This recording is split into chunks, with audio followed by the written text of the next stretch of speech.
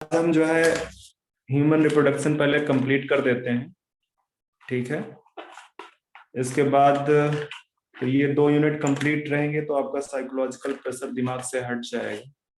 वैसे ऐसे कोई साइकोलॉजिकल प्रेशर आपके ऊपर अब होना नहीं चाहिए, क्योंकि बच्चे एग्जाम थोड़ा बहुत तो शिफ्ट हो रहा है, बट स्टिल जो हमको अपना सिलेबस टाइमली फिनिश करना है वो तो हम करेंगे। बट कोई साइकोलॉजिकल प्रेशर एक्चुअली आपके ऊपर नहीं होना चाहिए, कहने का मतलब ये है, ठीक है। तो ह्यूमन रिप्रोडक्शन पहले आज फिनिश कर देते हैं, अगर टाइम लगा तो उसके आगे वाला जो चैप्टर है रिप्रोडक्टिव हेल्थ एंड डिजीज पे भी आगे बढ़ेंगे हम, ठीक है। तो सर वो डायनामिक्स क्या है? क्या बच्चे? डायनामिक्स डायनेमिक्स बेटा जो है क्या कहते हैं, जो पूरा का पूरा एक एक लॉन्ग ड्यूरेशन में जो उसका मूवमेंट है, मतलब वो किस तरह से बेसिकली एवोल्यूशन हुआ उसका, वो एवोल्यूशन के रिस्पेक्ट में term. Okay. Okay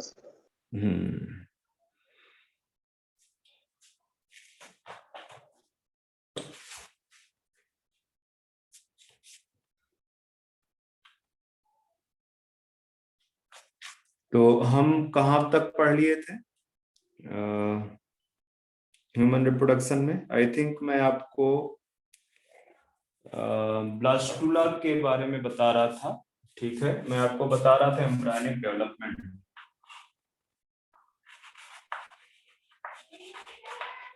embryonic development. तो एम्ब्रायनिक डेवलपमेंट में मैंने आपको बोला कि जाइगोट है,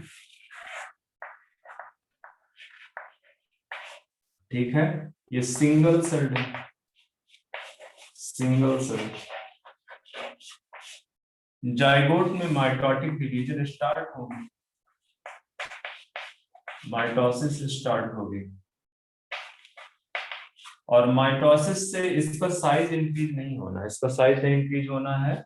ये बेसिकली पहले 2 सेल्स में डिवाइड होगा, फिर 4 सेल्स पे डिवाइड होगा,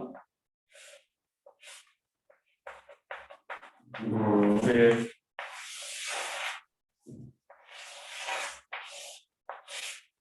8 सेल्स पे डिवाइड होगा, फिर आपका, मैं थोड़ा साइज मेरे पिक्चर में बढ़ रहा है, साइज बढ़ेगा नहीं, ठीक है। सेल्स छोटी होती चली जाएंगी, साइज नहीं बढ़ेगा, साइज नहीं बढ़ेगा। तो इस तरह से आपको 16 सेल्स यहाँ पे दिखेंगे,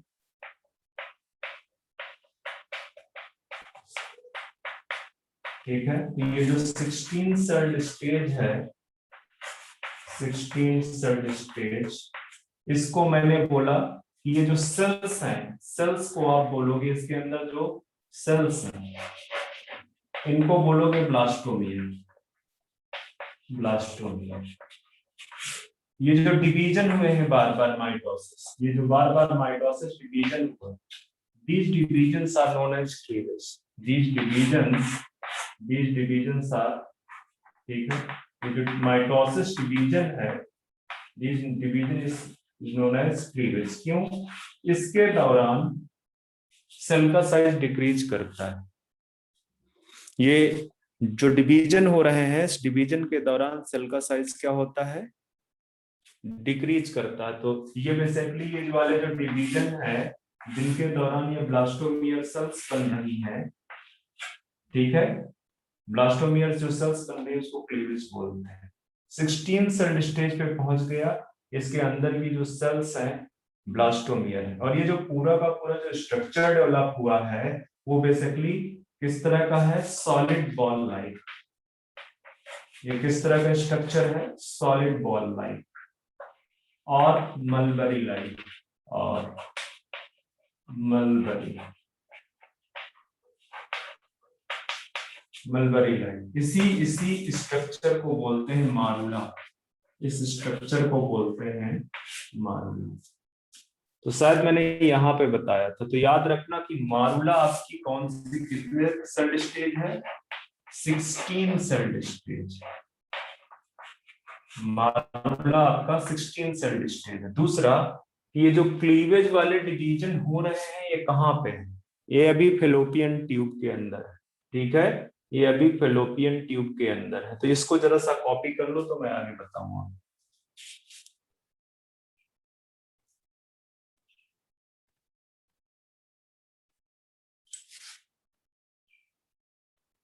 हेलो, बच्चे कॉपी हो गया?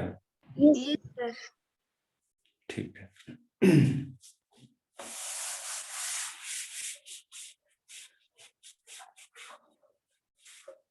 तो ये ध्यान रखना कि जैसे मैंने इधर इस तरह से बनाया था ना,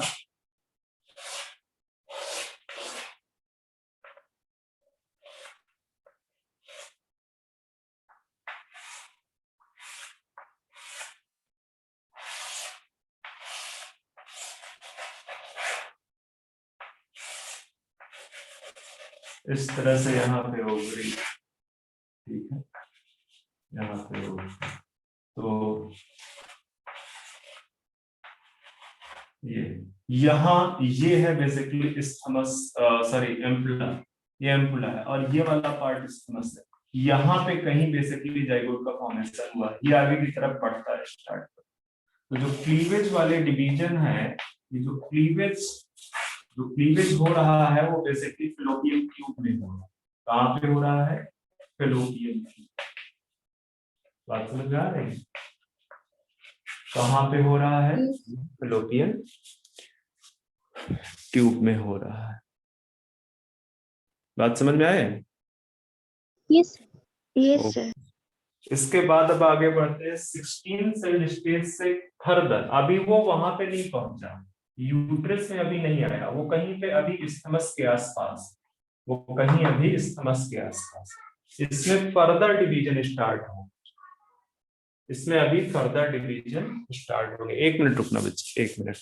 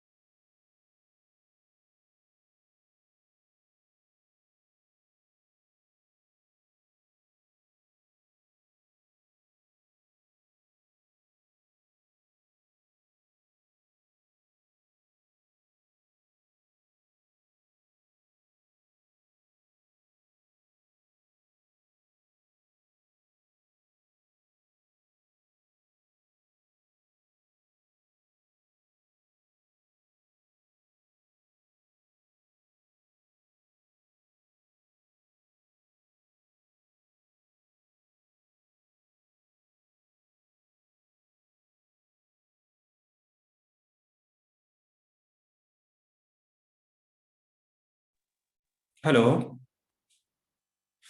Yes, sir. ठीक है, सॉरी बच्चे, मुझे थोड़ा सा डिस्टर्बेंस हुआ बीच में। तो मैं आपको बता रहा था कि ब्लास्ट जो है मारूला बन चुका है, और मारूला आपका कहाँ पे प्रेजेंट है? फेलोपियन ट्यूब में। इसका Fallopian tube. मतलब अभी तक वो यूट्रस पे नहीं पहुंचा, उसका मूवमेंट स्टार्ट है, मतलब एक तरफ से क्लीवेज वाले डिवीजन होते चले जा रहे हैं। ठीक है, क्लीवेज डिवीजन स्टार्ट है। ठीक है, ये कंटिन्यूअस। ओके, और इस जो बेसिकली मूवमेंट है, मूवमेंट ऑफ किसका, आप जाए एम्ब्रायो ही बोल लो। ठीक है, एम्ब्रायो ही बोल लो, क्योंकि है तो embryo he. Movement of embryo basically वो भी किधर की तरफ है, टुवर्ड्स, क्या लिख दो यहाँ पे, तो यूटेरस की तरफ. यूट्रस। यूट्रस की तरफ उसका मूवमेंट स्टार्ट है। अब देखो, नेक्स्ट जो डिवीजन होगा, आपके पास में मारूला है, आपके पास में मारूला है। मारूला आपका कितना सेल स्टेज है? 16 सेल स्टेज। ये मारूला बेसिकली आगे कन्वर्ट होगा बच्चे ब्लास्टोसिस्ट। ब्लास्टोसिस्ट, ब्लास्टोसिस्ट को बच्चे कंफ्यूज मत करना ब्लास्टोमियर, ब्लास्टोमियर से। जो मारूला के अंदर सेल्स है, उन सेल्स को हम क्या बोलते हैं? ब्लास्टोमियर। अब मारूला के जो नेक्स्ट स्टेज है वो ब्लास्टोसिस्ट है। तो ब्लास्टोसिस्ट आपका 32 टू 64 सेल स्टेज बोल सकते हो आप। बहुत ज्यादा फिक्स नहीं है, बहुत ज्यादा फिक्स नहीं है। ठीक है, तो ये ब्लास्टोसिस्ट बना। अब ब्लास्टोसिस्ट में देखो चेंज किस तरह से आएंगे। ब्लास्टोसिस्ट का स्ट्रक्चर एक बार आप देखो। बेसिकली वहां पे जो सेल्स हैं वो अपने आप को रीअरेंज करेंगे। यहाँ पे क्या होगा, मारूला के बाद बेसिकली जो डिवीजन हुए हैं, उन डिवीजन में क्या होगा, रीअरेंजमेंट ऑफ सेल्स होगा। या इस तरह से लिख दो जरा सा कि यहाँ पे रीअरेंजमेंट ऑफ सेल्स होगा। रीअरेंजमेंट ऑफ सेल्स, डिवीजन हुआ है, ये वाली सेल्स अचीव हो गई है, ये वाली सेल्स अचीव हो गई हैं। अब सेल्स में क्या हो रहा है, रीअरेंजमेंट ऑफ सेल्स हो रहा है। और रीअरेंजमेंट ऑफ सेल्स से जो स्ट्रक्चर डेवलप होता है, that structure is known as blastocyst. ठीक है, रीअरेंजमेंट ऑफ सेल से जो स्ट्रक्चर डेवलप हो रहा है, that structure is known as blastocyst. अब ब्लास्टोसिस्ट में अगर आप बनाओगे तो ब्लास्टोसिस्ट में होता क्या है कि कुछ सेल्स बेसिकली इस तरह से बाहर की तरफ एक लेयर बना लेती हैं, जिसको बोलते हैं ट्रोफोब्लास्ट। ट्रोफोब्लास्ट,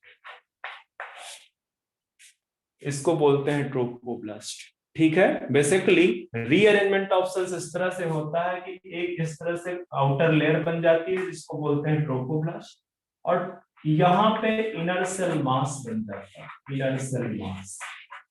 ठीक है, जो कि एक स्ट्रक्चर से इस तरह से ट्रोफोब्लास्ट के अटैच्ड होता है। ठीक है, तो दो आपको यहाँ पे स्ट्रक्चर सेल्स दिख रही हैं, दो टाइप की। एक तो जो आउटर लेयर है, जो कि बेसिकली ट्रोफोब्लास्ट है, और ये दूसरा है इनर सेल मास। में इधर की तरफ में लिखना चाहता हूँ, इधर लिख लेते हैं, इधर ये है inner cell mass.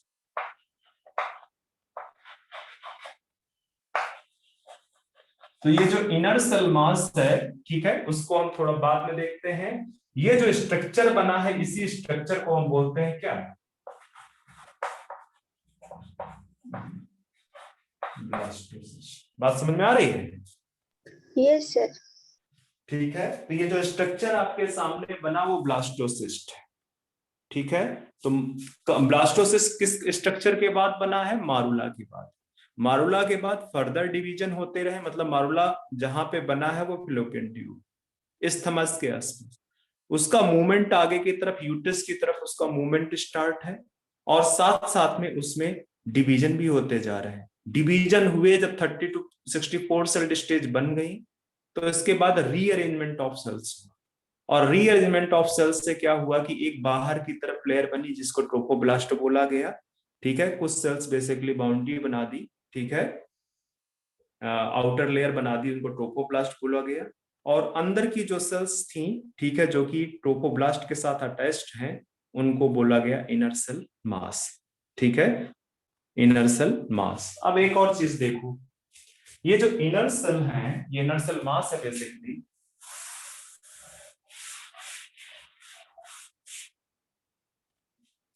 Inner cell मास, ये भाई एक टाइप की स्टेम सेल्स, स्टेम, और इन स्टेम सेल्स के पास ये कैपेबिलिटी होती है, ठीक है, they are capable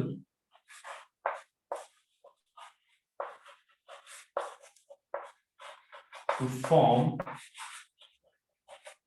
any type of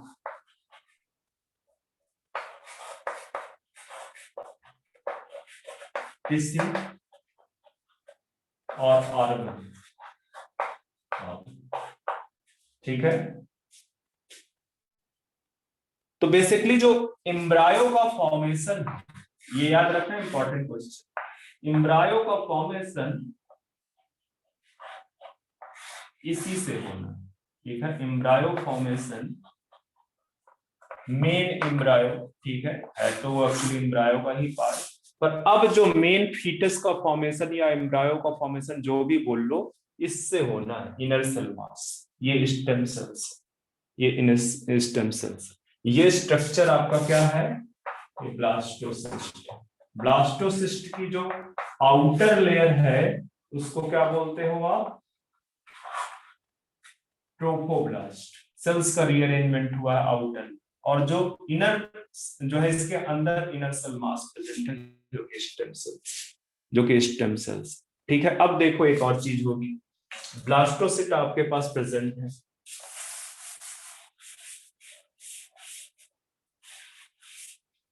blastocyst आपके पास प्रेजेंट है, ब्लास्टोसिस्ट की ये जो ट्रोफोब्लास्ट लेयर है, ठीक है, ट्रोफोब्लास्ट लेयर, इसको चारों तरफ से, मतलब अगर मैं यहाँ पे यूट्रस बना दूं,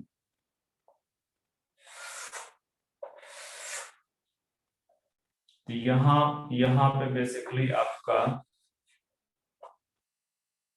ये एंडोमेट्रियम है, ये वाली जो लाइन में लिख रहा हूं दिस इज एंडो, ठीक है, यहीं पे आके कहीं से आपका ये ब्लास्टोसिस्ट आ रहा है, ये ब्लास्टोसिस्ट, ठीक है, तो ब्लास्टोसिस्ट को चारों तरफ से एंडोमेट्रियम क्या कर लेगी, सराउंड कर लेगी। एंडोमेट्रियम मैटरनल टिश्यू है, ये मैटरनल टिश्यू है, जाहिर सी बात, मैटरनल टिश्यू, इस मैटरनल टिश्यू ने ग्रो करके एंडोमेट्रियम, ये जो बेसिकली ब्लास्टोसिस्ट है, ब्लास्टोसिस्ट, उसको सराउंड करें। ठीक है, तो ब्लास्टोसिस्ट को मैंने क्या बोला, 30 to 64 सेल स्टेज। तो अगर आपसे कोई क्वेश्चन पूछता है कि इम्प्लांटेशन किस स्टेज पे होता है, तो बेटा ये जो प्रोसेस हुई है कि जो एंडोमेट्रियम ने ब्लास्टोसिस्ट को चारों तरफ से सराउंड कर लिया, this process is known as implantation. Implantation क्या है, जो ब्लास्टोसिस्ट है बेसिकली, ये जो ट्रोपोब्लास्ट है, trophoblast will attach with the, किसके साथ अटैच हो जाएगा, एंडोमेट्रियम के साथ। ट्रोपोब्लास्ट की जो सेल्स है, these cells, ये जो trophoblast cells, trophoblast cells will attach, किसके साथ अटैच होगी, attach to the endometrium, to the endometrium, endometrium के साथ अटैच होगी, ठीक है, and then this the whole structure will be surrounded by the endometrium, ठीक है, एंडोमेट्रियम पूरे के पूरे स्ट्रक्चर को सराउंड कर लेंगे, और वो जो प्रोसेस होगी, the process will be known as implantation. मैं यहाँ पे लिख देता हूँ, trophoblast cells will attach to the endometrium and soon surrounded by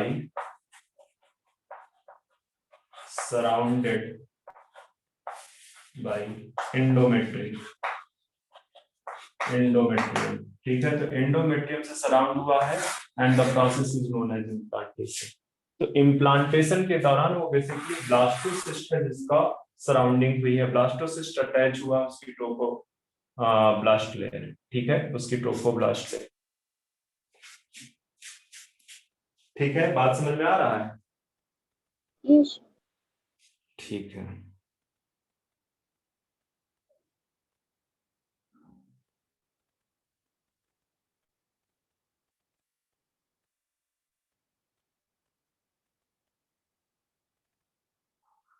and this implantation leads to, इस ये जब इम्प्लांटेशन हो जाएगा, ये जब इम्प्लांटेशन हो जाएगा तब बोलेंगे कि प्रेगनेंसी हो गई। इसके पहले आप ये नहीं बोल सकते हो कि मतलब सिर्फ ओवम एंड स्पर्म के फ्यूजन से जो जाइगोट बना है उसको नहीं आप बोल सकते हो कि प्रेगनेंसी, ठीक है, कंसीव हुई है, जब तक कि ये इम्प्लांटेशन नहीं हो जाए, ठीक है। जब इम्प्लांटेशन होगा तभी बोला जाएगा कि प्रेगनेंसी मतलब कोई वुमन कंसीव हुई है, ठीक है। प्रेगनेंसी तभी बोलेंगे जब इम्प्लांटेशन कंप्लीट हुई। इम्प्लांटेशन कंप्लीट, इम्प्लांटेशन क्या है कि ब्लास्टोसिस्ट का एंडोमेट्रियम जो मैटरनल टिश्यू है उस ब्लास्टोसिस्ट इसको जब सर्व जो है क्या कर लेगा, सराउंड कर लेगा चारों तरफ से, then this process is known as implantation and it leads to pregnancy, it leads to pregnancy, ठीक है। तो इम्प्लांटेशन मैंने हेडिंग डाली थी फर्टिलाइजेशन एंड इम्प्लांटेशन। फर्टिलाइजेशन क्या है, स्पर्म एंड ओवम का फ्यूजन है, वो जाइगोट बनाता है, दैट इज फर्टिलाइजेशन।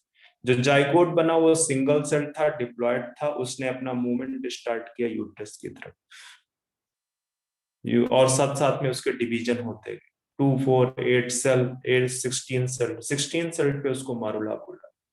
उसके बाद के जो फर्दर डिवीजन है, further division 32 to 64 cell stage, जब वो ब्लास्टोसिस्ट में कन्वर्ट हुआ, ठीक है। तो ब्लास्टोसिस्ट बेसिकली तब तक यूट्रस में पहुंच चुका था, उसके उसके चारों तरफ एक लेयर थी जिसको ट्रोफोब्लास्ट बोल रहे थे। ट्रोफोब्लास्ट बेसिकली अटैच हो गया एंडोमेट्रियम के साथ एंड देन ये जो मैटरनल टिश्यू है एंडोमेट्रियम बेसिकली, इसमें डिफरेंशिएशन हुआ और इसने पूरा बेसिकली ब्लास्टोसिस्ट को कंपेयर कर, ब्लास्टोसिस्ट को सराउंड कर लिया, ठीक है। या आप ये बोल सकते हो कि ब्लास्टोसिस्ट बेसिकली मैटरनल टिश्यू पे अंदर एम्बेडेड हो गया, धंस गया उसके, ठीक है, धंस गया। तो ये जो प्रोसेस है that process is known as implantation and it leads to pregnancy. आगे बढ़ते हैं। मतलब 32 टू 64 सेल स्टेज है इस समय एम्ब्रायो के पास, ठीक है। इनर सेल मास ही एम्ब्रायो बनाएगा, ठीक है। इनर सेल मास, एम्ब्रायो का डेवलपमेंट कहां से होगा, इनर सेल मास से। मैं फिर से लिखा देता हूं, ध्यान रखना, जो इनर सेल मास है इससे एक्चुअल एम्ब्रायो बनेगा, इससे एक्चुअल एम्ब्रायो, ठीक है। Inner cell mass, inner cell mass stem cells, ठीक है, inner cell mass stem cells. तो अब चलते हैं नेक्स्ट जो है टॉपिक पे, नेक्स्ट हेडिंग पे, वो है basically pregnancy and embryonic development, pregnancy and embryonic development.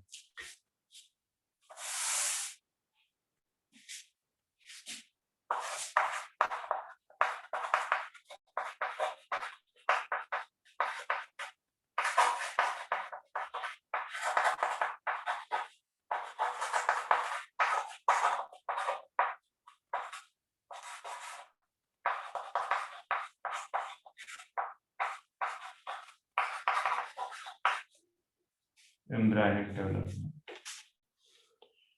Okay.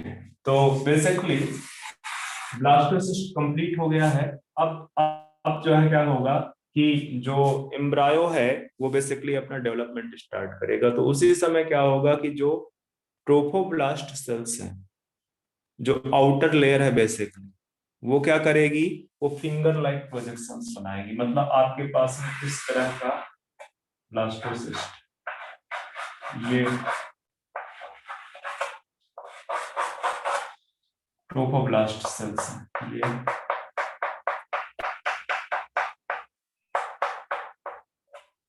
Trophoblast.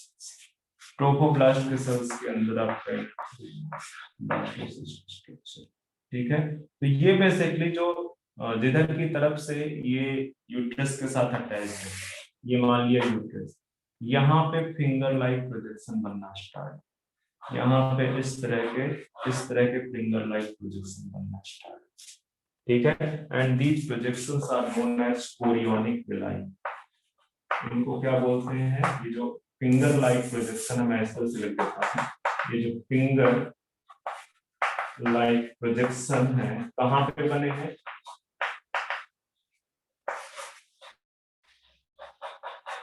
Form in trophoblast, ठीक है। इन्हीं को हम क्या बोल रहे हैं, known as chorionic villi, known as chorionic villi, इनको आप बोलते हैं कोरियोनिक विलाई, ठीक है। फिंगर लाइक पोजीशन जो ट्रोफोब्लास्ट के अंदर बने। इसी समय चूंकि इसके अंदर मैटरनल टिश्यू है, इसके अंदर मैटरनल टिश्यू है, एंडोमेट्रियम, तो जो एंडोमेट्रियम की लाइनिंग है वो इस तरह से इंटरडिजिटेट कर जाएगी,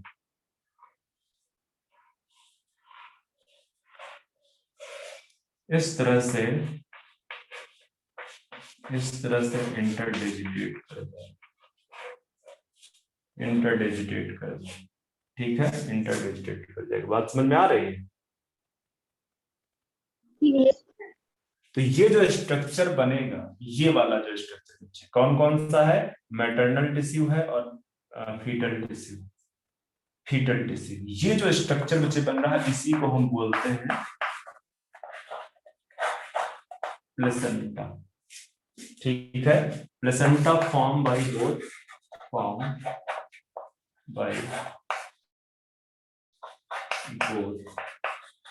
मैटरनल एंड फीटल टिश्यू और मैटरनल टिश्यू दोनों से प्लेसेंटा बनता है। कोरियोनिक विलाई बेसिकली इंटरडिजिटेट कर जाती हैं, जो है फिंगर इंटरडिजिटेट कर जाती हैं किसके साथ में, मैटरनल टिश्यू के साथ में, ठीक है। And that structure is known as placenta, ठीक है। Placenta is structural and functional unit between maternal tissue and fetal tissue. Placenta क्या है, this is the structural and functional. अब इसको जरा सा मैं अरेंज करूंगा और प्लेसेंटा वाले पार्ट में यहीं से आप यहीं पे सारा डिटेल लिखते जाओ, यहीं पे सारा डिटेल लिखते जाओ।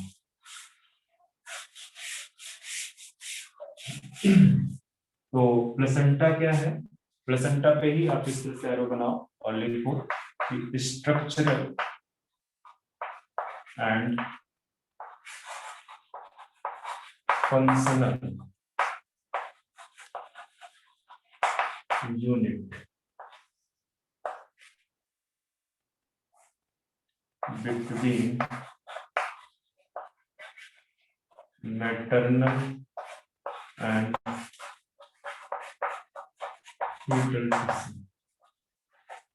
fetal tissue। बात समझ में आ रही है कि जो प्लेसेंटा है बेसिकली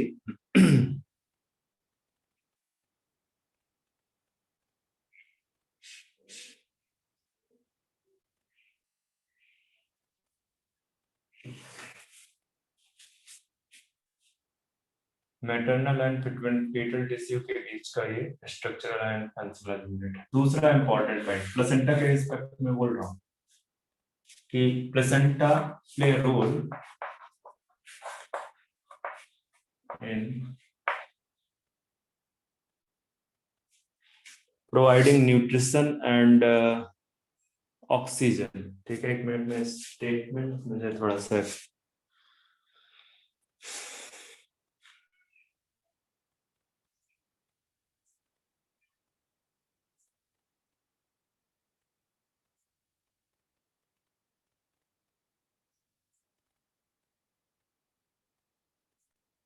चलो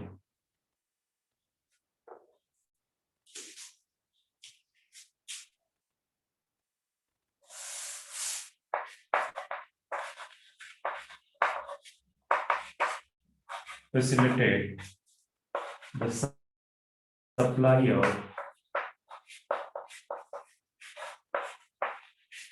oxygen and nutrient to the developing embryo or fetus. The developing embryo or fetus.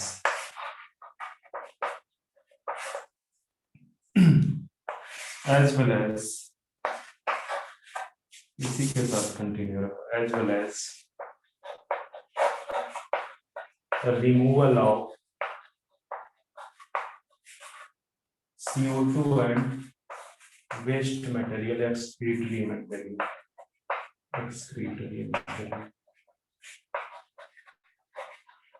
from fetal tissue, excretory material from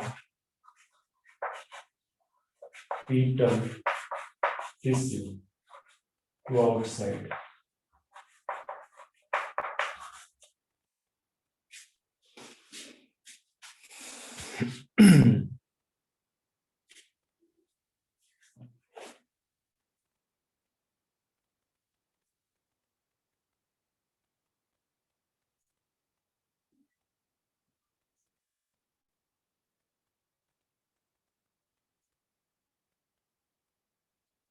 अब एक और चीज पॉइंट लिखते हैं।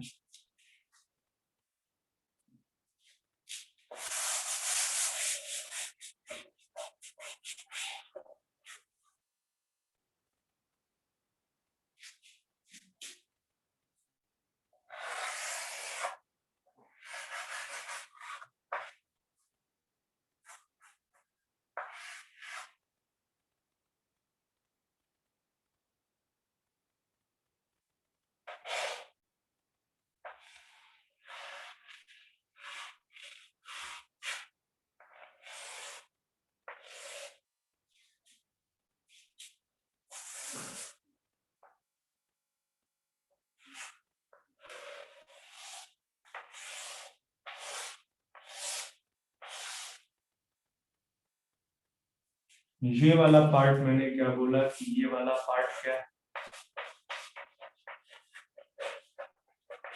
प्लेसेंटा,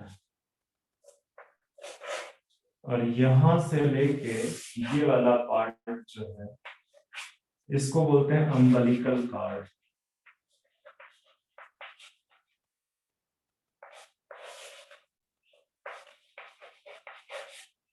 अम्बिलिकल कार्ड, और ये जो अम्बिलिकल कार्ड है ये है मैटरनल टिश्यू, ये है मैटरनल टिश्यू, है तो ये भी मैटरनल टिश्यू, पर ये मैटरनल बॉडी में स्थित है, बॉडी। ठीक है, तो बेसिकली मैटरनल टिश्यू या मैटरनल बॉडी को प्लेसेंटा के साथ कौन कनेक्ट कर रहा है? अम्बिलिकल कार्ड कनेक्ट कर रही है। प्लेसेंटा के साथ कौन कनेक्ट कर रहा है? Umbilical card. तो ध्यान रखना कि placenta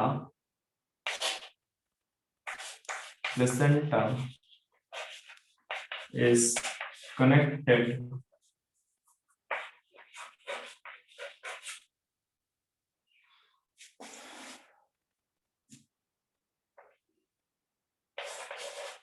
to the maternal tissue या body, maternal tissue by umbilical cord। और इस अम्बिलिकल कार्ड से, इससे बहुत सारे चीजें अंदर या बाहर जा रही, ठीक है, इससे बहुत सारी चीजें अंदर या बाहर जा रही, ठीक है, जैसे अम्बिलिकल आर्टरी,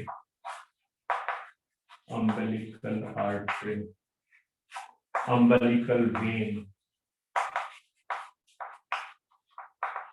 ठीक है, बहुत सारी चीजें इससे अंदर जो है जाती हैं और बाहर निकलती हैं, ठीक है, अम्बिलिकल आर्टरी, अम्बिलिकल वेन। तो बेसिकली अम्बिलिकल कार्ड जो है कनेक्ट करता है किसको?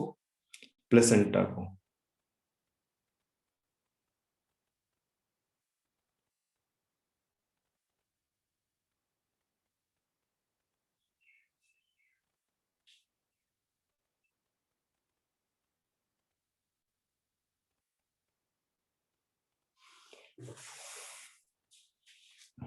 बच्चे मुझे 1 मिनट दो ना, जरा से 1 मिनट दो।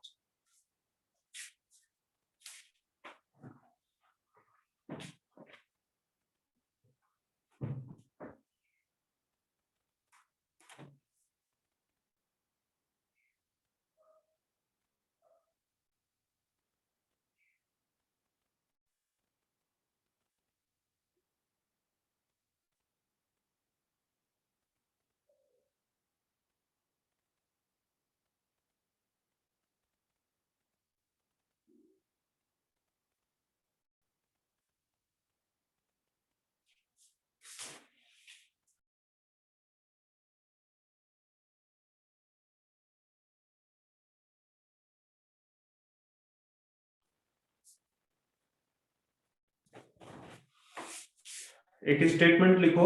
आवाज आ रही है बच्चे मेरी? Yes, sir. जरा सा एक स्टेटमेंट लिखना आप लोग। The placenta is connected to the embryo.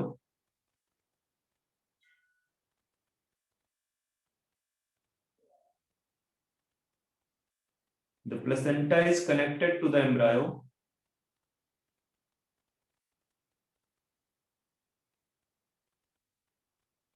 through an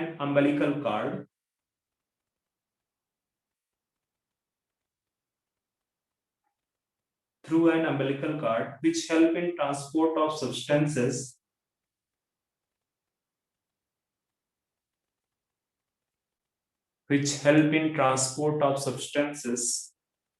to and from the embryo.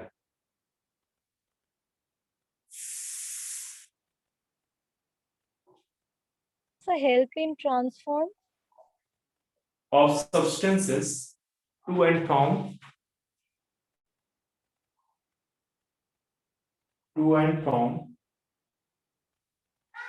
the embryo. बाकी ये स्ट्रक्चर तो आपको समझ में आ ही रहा है। ये क्या है?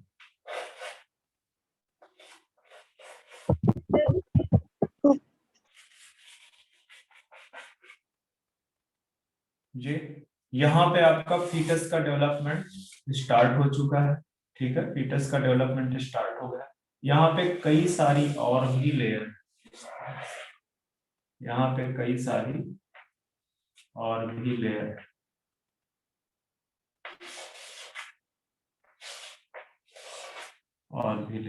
ठीक है। तो ये बेसिकली यहाँ पे ये जो मैंने बनाया ये फीटस, इसका हालांकि मैं अभी पिक्चर बनाता हूँ, अलग से पिक्चर में बनाता हूँ। एक्चुअली कुछ लेयर जो है क्या कहते हैं एक्स्ट्रा एम्ब्रायोनिक होती है, मतलब एम्ब्रायो के बाहर होती है, और कुछ लेयर जो है एम्ब्रायो के अंदर होती है। ठीक है, तो मैं अभी आपको बताता हूँ कि नेक्स्ट क्या है। अभी आपको ये समझ में आ गया कि प्लेसेंटा क्या है। Placenta basically form by both maternal and fetal tissue. However the umbilical cord is form by only, umbilical cord किससे बनेगी? ये सिर्फ मैटरनल, सिर्फ मैटरनल टिश्यू। ठीक है, तो एक बार क्वेश्चन पूछा गया कि जो अम्बिलिकल कार्ड में ब्लड फ्लो कर रहा है, यहाँ पे देखो ब्लड फ्लो करेगा, दैट विल बी 100% मैटरनल। ठीक है, वो फीटल नहीं है। क्या है? यहाँ पे जो ब्लड फ्लो कर रहा है वो बेसिकली क्या है? ब्लड, वो बेसिकली 100% मैटरनल, क्योंकि वो पूरा का पूरा मैटरनल टिश्यू। ठीक है,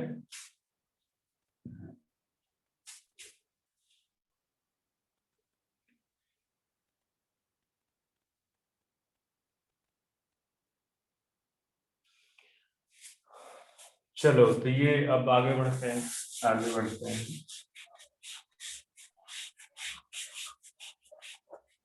टाइम कितना हुआ बच्चे? 10:30. ओके, 2 आवर्स की क्लास है। ठीक है, आई थिंक आपका जो केमिस्ट्री क्लास होता था वो 10:30 से होता था। Yes, sir. हाँ, तो 10:30 से 12 तक, ये 10 से 12 की क्लास है।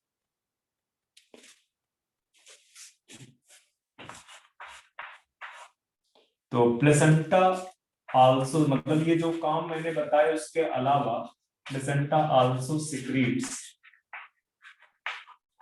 सम हार्मोन, कुछ हार्मोन सिक्रीट करता है। ठीक है, कुछ हार्मोन सिक्रीट करते हैं। अब उसमें से वो दोनों नेचर के, स्टेरॉयडल भी हैं, ठीक है, और प्रोटीनेशियस भी है।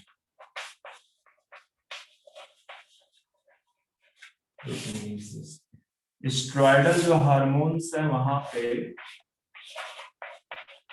प्रोजेस्टेरॉन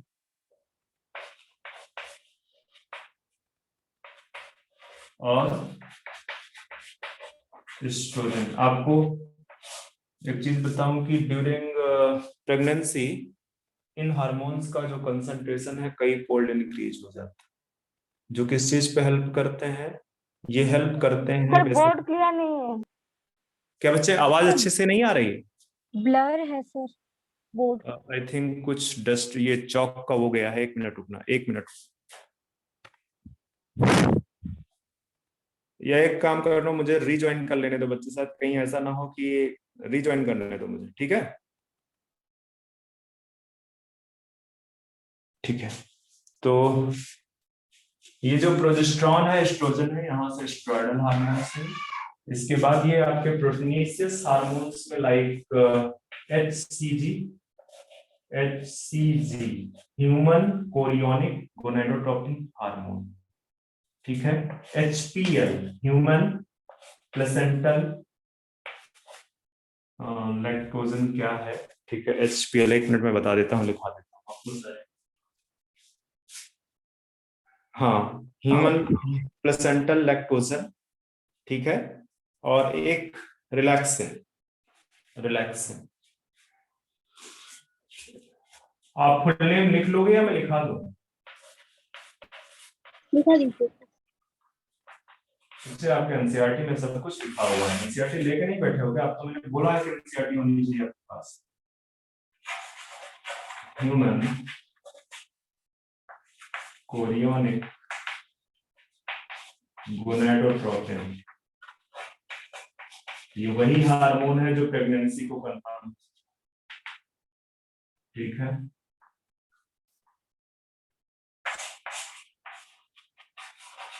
कंफर्मेशन ऑफ प्रेगनेंसी, अगर ये हार्मोन फीमेल बॉडी के अंदर पाया जा रहा है, दैट मींस ये इंडिकेशन है कंफर्मेशन ऑफ प्रेगनेंसी, ठीक है।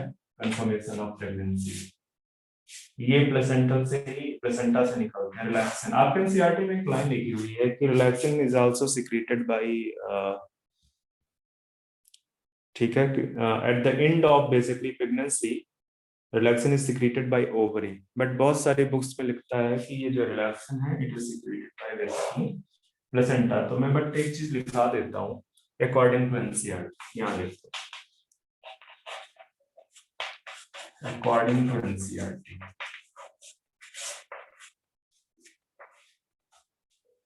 relaxin is secreted by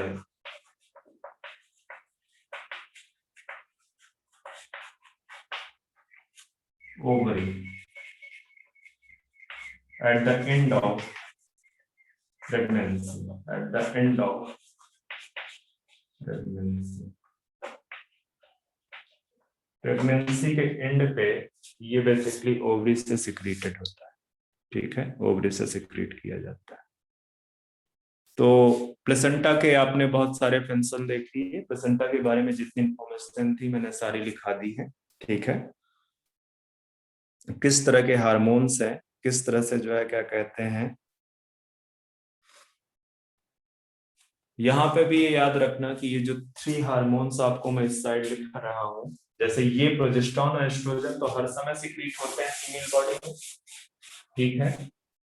पर ये जो एचसीजी, एचपीएल और रिलैक्सिन है, ये these are only secreted by, these are only secreted by, किससे सिक्रीट होगा बताओ? Sorry, secreted during, only secreted during pregnancy, pregnancy के दौरान ही ये सिक्रीट होगा, ठीक है। एस्ट्रोजन एंड प्रोजेस्टेरॉन तो हर समय सिक्रीट होते रहते हैं, पर ये जो 3 है CG, HPL and relaxin, these are only secreted during pregnancy by placenta. Placenta बनेगा ही तभी जब प्रेगनेंसी है, जब प्रेगनेंसी हो, ठीक है, बाय प्लेसेंटा।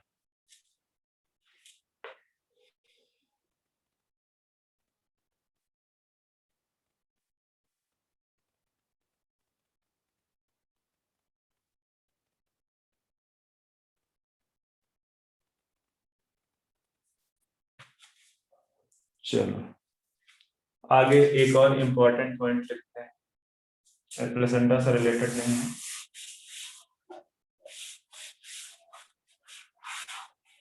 ये हार्मोन्स तो फीमेल बॉडी में प्रोड्यूस ही होते हैं, ठीक है। In addition to these hormones, in addition to these hormones,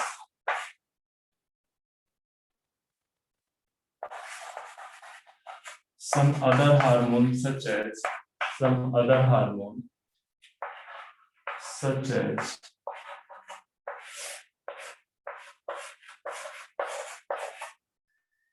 cortisol,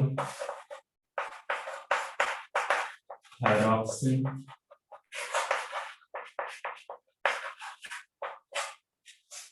तो एक और है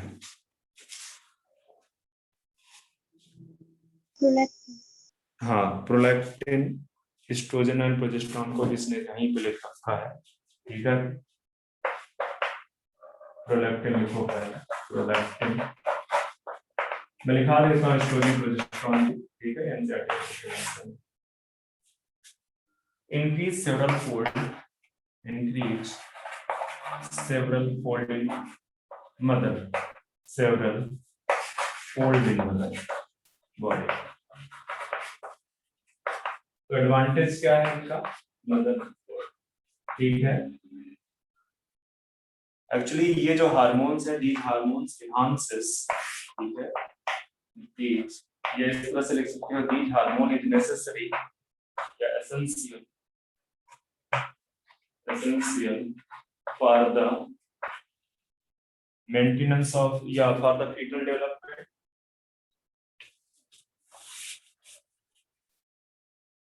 for the fetal development, metabolic changes in female body or mother body, metabolic changes in mother body and maintenance of pregnancy and maintenance of pregnancy।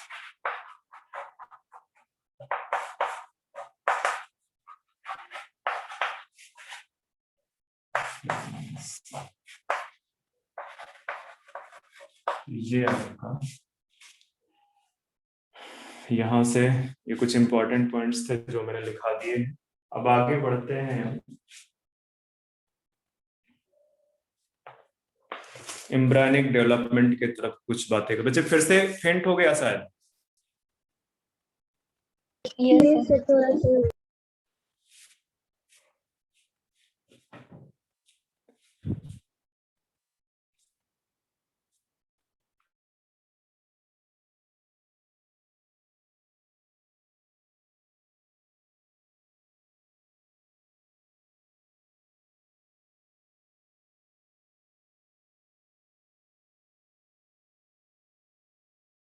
तो सही है।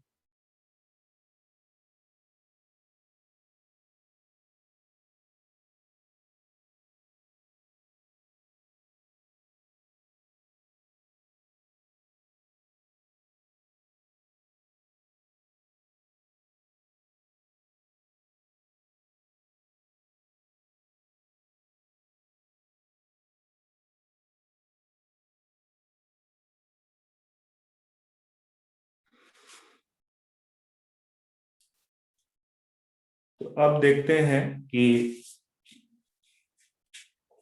Hormones के respect में मुझे जितनी चीजें बतानी थी बता दी है। एक क्वेश्चन आता है कि प्रेगनेंसी ऑफ मतलब किस कौन सा जो है प्रेगनेंसी के लिए कंफर्मेशन होता है हार्मोन, तो वो HCG है, ठीक है। HCG कंफर्म करता है प्रेगनेंसी को, ठीक है। जनरली हम ये भी मानते हैं कि suspension of menstrual cycle is one of the indication, ठीक है। Suspension of menstrual cycle one of the indication of pregnancy, but it doesn't confirm it, ठीक है। वो कंफर्म नहीं करती है, ठीक है। क्योंकि कई बार क्या होता है कि स्ट्रेस वाली कंडीशन में भी या कोई एबनॉर्मल चेंजेस आ गए बॉडी में, तब भी मेंस्ट्रुअल साइकिल सस्पेंड हो जाती है, ठीक है। बट एक इंडिकेशन हो सकता है, वो कंफर्मेशन नहीं हो सकता, ठीक है। वो कंफर्मेशन नहीं हो सकता है। अब देखो मैं बताता हूँ कि जो जेस्टेशन पीरियड है, gestation period.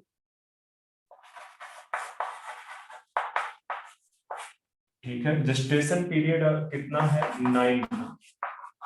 gestation period कितना 9,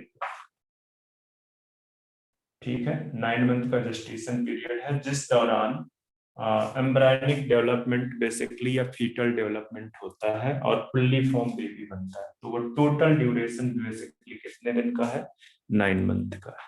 ठीक है, स्टार्टिंग में क्या होगा कि जब बेसिकली ब्लास्टोसिस्ट बना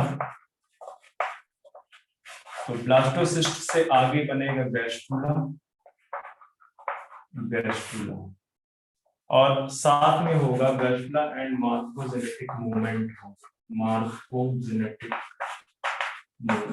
मार्कोजेनेटिक मूवमेंट कुछ नहीं है, जो एम्ब्रायनल लेयर बनेगी गैस्ट्रुला के दौरान क्या होगा, गैस्ट्रेशन के दौरान क्या होगा कि basically formation of germ layers होगी। इसके दौरान क्या होगा, फॉर्मेशन ऑफ जर्म लेयर। और ये जो जर्म लेयर बनेगी, कौन कौन सी जर्म लेयर बनेगी, सबसे पहले फर्स्ट एंडोडर्म बनेगा, देन एक्टोडर्म बनेगा, और फिर क्या बनेगा, मेसोडर्म बनेगा। ठीक है, तो जो जर्म लेयर है 3 germ layer, formation of 3 germ layer, first endoderm, then ectoderm, then mesoderm. ठीक है, गैस्ट्रेशन के दौरान फिर इनका मूवमेंट स्टार्ट होगा। ठीक है, तो वो मूवमेंट से डिफरेंट ऑर्गन्स बनेंगे, तो उसको बोलते हैं मॉर्फोजेनेटिक मूवमेंट। तो ब्लास्टुला से बन रहा है गैस्ट्रुला। ठीक है, इस तरह से एंडोडर्म, एक्टोडर्म एंड मेसोडर्म बनेंगे, इस तरह से बनेंगे। तो मैं अगर यहाँ पे आपके लिए थोड़ा सा पिक्चर बनाऊं,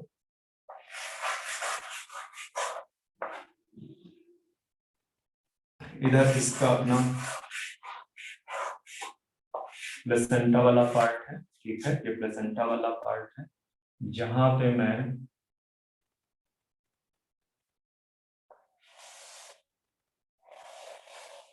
इस तरह से फीटस बना देता हूं। ठीक है, यहाँ से बीच बीच से कुछ एलेंट्राइन, यॉर्क साइट वगैरह पास हो रहे हैं। ठीक है, यहाँ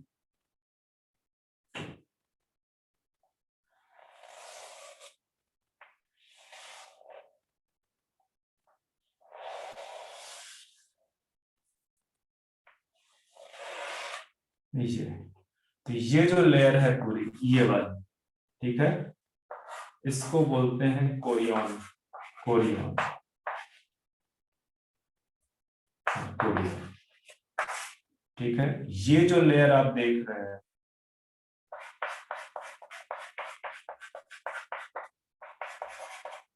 ये है एमनियन। एमनियन, यहाँ पे एमनियोटिक फ्लूइड भरा हुआ है। एमनियोटिक फ्लूइड,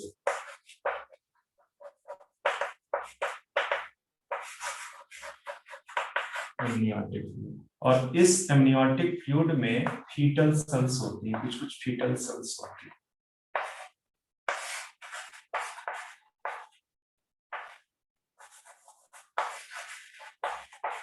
फीटल सेल्स, ठीक है।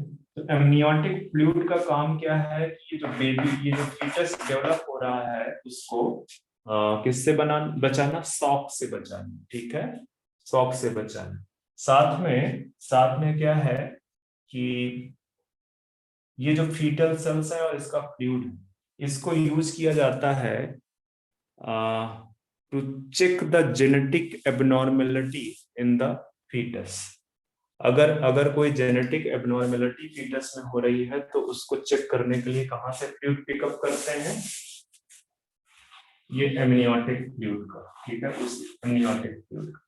ठीक है, तो एक टेक्निक है जिसको बोलते हैं एमाइनो सिंथेसिस। एमाइनो सिंथेसिस क्या है, ये बेसिकली टेक्निक है check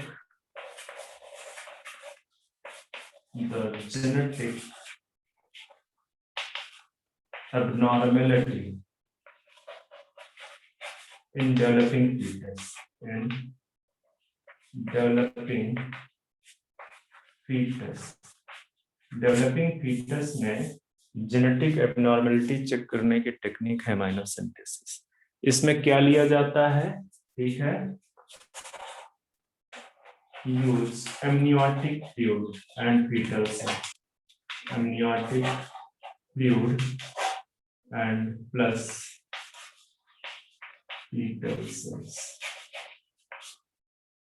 हालांकि ये जो एमाइनोसेंटेसिस है बच्चे, ये किस पर्पज के लिए यूज की जा रही है वो आपको सामने दिख रहा है, ठीक है, बट पीपल्स क्या यूज इसका जो है मिस यूज करते हैं, ठीक है। तो आप लिख सकते हो this technique is misuse by the peoples, ठीक है, this technique is used by some people by using sex of baby या sex of fetus।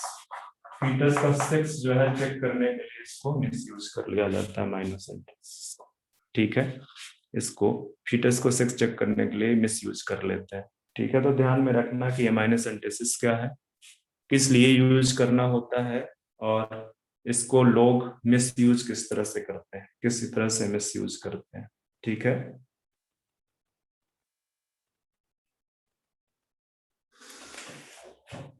तो मेरी बात सुन रहे हो आप लोग, समझ में आ रहा है कि नहीं आ रहा है? यस ओके, तो हम आगे बढ़ते हैं। अब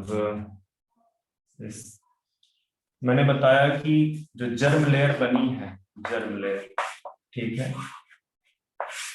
एक्टोडर्म मेसोडर्म, वो जर्म लेयर से सारे, ठीक है, it form the germ layers form all the body tissue and organ, all the body tissue and organ, ठीक है, all the body tissue and organ। तो अब देखते हैं कि कौन कौन सा पार्ट किस किस मंथ में, जो 9 मंथ है उस 9 मंथ में कौन कौन सा पार्ट अपीयर होता है, ठीक है। सबसे पहले कौन सा स्ट्रक्चर बनता है, फिर क्या बनता है, ठीक है, फिर क्या बनता है। तो बेसिकली जो जेस्टेशन पीरियड है 9 मंथ का, ठीक है, जो जेस्टेशन पीरियड है इसको हम 3 ट्राइमेस्टर पे डिवाइड करेंगे, 3 trimester. First trimester, second trimester and third trimester. ये 3 ट्राइमेस्टर्स पे डिवाइड कर देते हैं। बात समझ में आ रहा है जेस्टेशन पीरियड को? अब फर्स्ट ट्राइमेस्टर की बात करते हैं। एक और चीज मैं इसको पहले ही बता देता हूँ कि एबॉर्शन क्या है, कि समटाइम्स सपोज करो एमाइनोसेंटेसिस से चेक किया गया और बेबी फीटस में जेनेटिक एबनॉर्मलिटी, तो एक टर्म ये आगे वाले चैप्टर में आएगा, medical termination of pregnancy, MTP. तो जो मेडिकल टर्मिनेशन प्रेगनेंसी तभी किया जाता है जब कोई जेनेटिक एबनॉर्मलिटी प्रेजेंट होती है फीटस के अंदर, ठीक है। तो गवर्नमेंट अलाउ करती है एबॉर्शन को, अदरवाइज एबॉर्शन अलाउड नहीं है। लोग क्या करते हैं, माइनोसेंटेसिस से बेबी का सेक्स पता करते हैं, एंड बहुत सारे जो है ना, जो उनकी थिंकिंग बड़ी कॉन्स्ट्रिक्टेड है, वो जो फीमेल बेबी है उसको अबॉर्ट करा देते हैं, ठीक है। तो जो एबॉर्शन का प्रोसेस है, अगर एबॉर्शन का प्रोसेस जेनेटिक मतलब medical termination of pregnancy legal तरीके से यूज किया जा रहा है, तो फर्स्ट ट्राइमेस्टर में तो वो सेफ है, but second trimester and third trimester में वो डेंजरस है। वो बेसिकली मदर की जो है क्या कहते हैं, मदर की डेथ भी हो सकती है उस दौरान, अगर सेकंड, मतलब एमटीपी इज सेफ। एमटीपी क्या है, एबॉर्शन, ठीक है, medical termination of pregnancy is safe during this, इसके बाद सेफ नहीं है, ठीक है, इसके बाद सेफ नहीं ड्यूरिंग। अब आते हैं फर्स्ट ट्राइमेस्टर में, फर्स्ट मंथ या फर्स्ट 4 वीक भी आप उसको बोल सकते हैं। फर्स्ट क्या फॉर्म होता है? Embryonic heart, embryonic heart form. First month में एम्ब्रायनिक हर्ट फॉर्म हो जाता है, ठीक है। और जो डॉक्टर होते हैं, मतलब जो है जब प्रेगनेंसी कंफर्म होते हैं तो मदर का जो है बार बार टेस्टिंग होती है ताकि कोई दिक्कत ना हो। तो सबसे पहले डॉक्टर जो है बेसिकली इसकी जो एम्ब्रायनिक हर्ट है जो फॉर्म हुआ है उसको चेक करता है। और ये इसका जो साउंड है, sound can be heard by stethoscope. Stethoscope से साउंड इसको सुना जा सकता है, ठीक है। फर्स्ट मंथ में क्या होगा? एम्ब्रायनिक हर्ट फॉर्म होगा। ये भी क्वेश्चन पूछ सकता है कि फर्स्ट जो ऑर्गन फॉर्म हो रहा है, ठीक है, या first sign of going fetus जो है वो क्या है। क्योंकि एम्ब्रायनिक हर्ट फॉर्म हो चुका है तो वो embryonic heart basically first sign of developing या ग्रोइंग फीटस, यही है। ये क्या है? First sign of developing fetus. तो फर्स्ट मंथ में क्या फॉर्म होगा? एम्ब्रायनिक फॉर्म, जिसको आप जो है कैसे सुन सकते हो? केयरफुल ऑब्जर्वेशन में डॉक्टर के पास आप स्टेथोस्कोप से उसके साउंड को सुना जा सकता है, या अगर जो है अदर टेक्निक है लाइक अल्ट्रासाउंड वगैरह, वहां से भी आप देख सकते हो कि हार्ट फॉर्म हुआ है कि नहीं फॉर्म हुआ, ठीक है। सेकेंड मंथ के अंत में लिम्स एंड डिजिट्स फॉर्म हो जाती है, ठीक है। सेकेंड मंथ के अंत में, eight the end of second month, मेरे पास स्पेस नहीं है, ये तो लिख ही लिया होगा ना, लिख दो at the end of second month या 12 वीक, सॉरी 8 वीक्स लिख सकते हो। Second month, at the end of second, at end, ठीक है। Limbs and digit will form, ये बन जाएंगे at the end of third month या 12 weeks, at the end of third month के end में, at the end of third month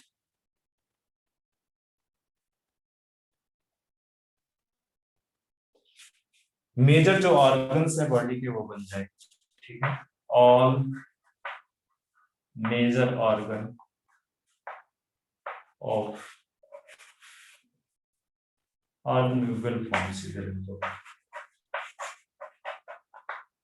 ठीक है। All major organs of body जो है फीटस के अंदर, आप बोल सकते हो कि सारे के सारे ऑर्गन्स बन चुके हैं, ठीक है। सारे फीटस के अंदर सारे वो बन चुके हैं।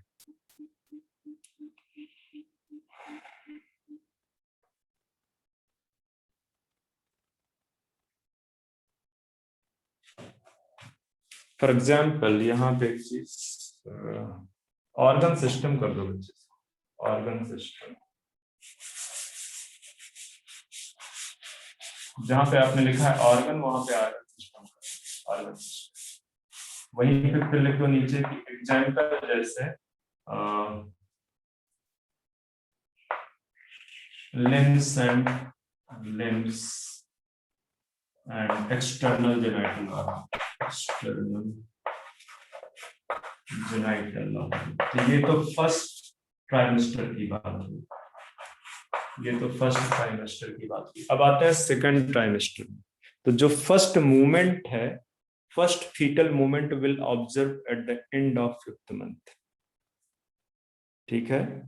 जेनाइटल ऑर्गन, जेनाइटल ऑर्गन्स इस समय तक वेल डेवलप्ड हो जाते हैं, ठीक है। Okay, sir. चलो सेकंड ट्राइमेस्टर पे आते हैं। सेकंड ट्राइमेस्टर में 5th मंथ की बात करेंगे। During 5th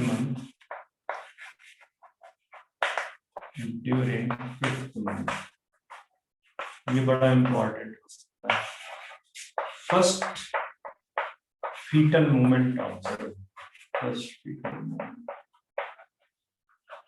and appearance of hairs in head, appearance of hair in head। तो ये याद रखना कि जो फर्स्ट फीटल मूवमेंट है वो आपको सेकंड ट्राइमेस्टर में 5th मंथ में आपको दिख सकता है। 6th मंथ जो है 6वें मंथ में, ठीक है, eight the end of second trimester में जो बॉडी है वो पूरी तरह से फाइन हेयर से घिर जाएगी, ठीक है। आईलिड्स सेपरेट हो जाएंगे, आईलैशेस फॉर्म हो जाएंगे, आईलिड्स अपीयर होंगे बेसिकली।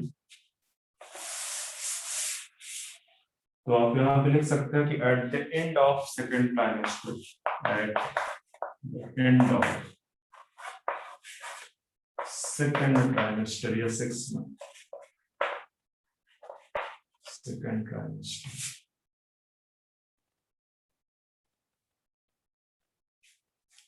सेकेंड ट्राइमेस्टर के एंड में बॉडी विल कवर्ड विद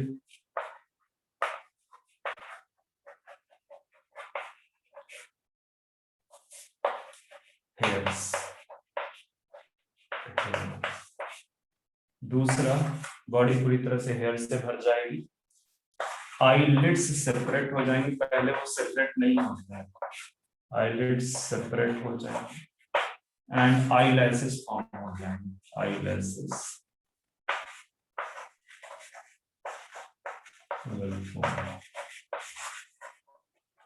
ये है सेकेंड ट्राइमेस्टर का स्टोरी। अब आते हैं थर्ड ट्राइमेस्टर। थर्ड ट्राइमेस्टर पे आते हैं।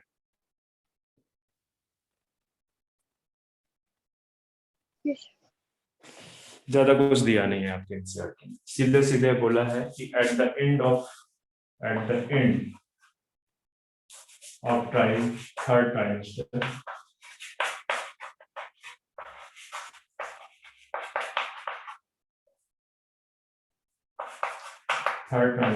body will, fetus will fully grow, fetus will fully grow and well develop, या grow की जगह में तो fully develop, ठीक है, and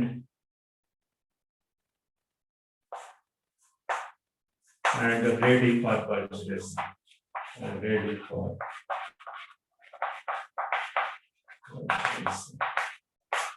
पार्चुरेशन के लिए वो रेडी रहता है। तो ये तो स्टोरी हो गई आपकी एम्ब्रायनिक डेवलपमेंट की। अब आते हैं parturition and lactation. This is the last topic of this chapter, parturition and lactation. इसके बाद ये चैप्टर आपका कंप्लीट हो जाएगा।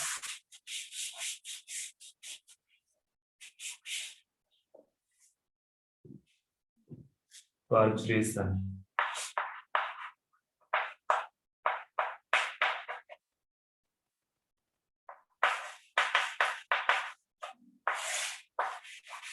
process of expulsion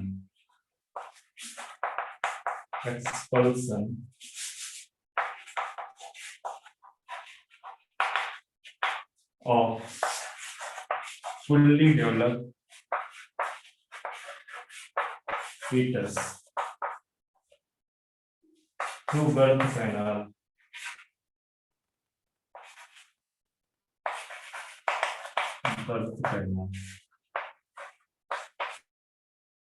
is known as parchuration।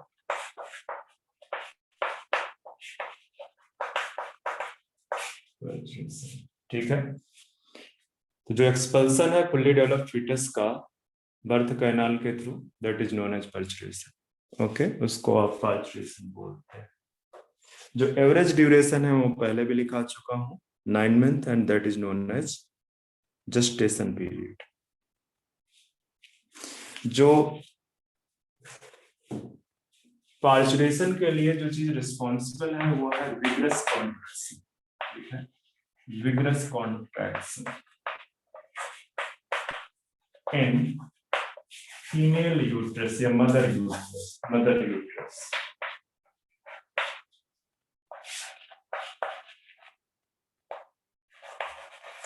is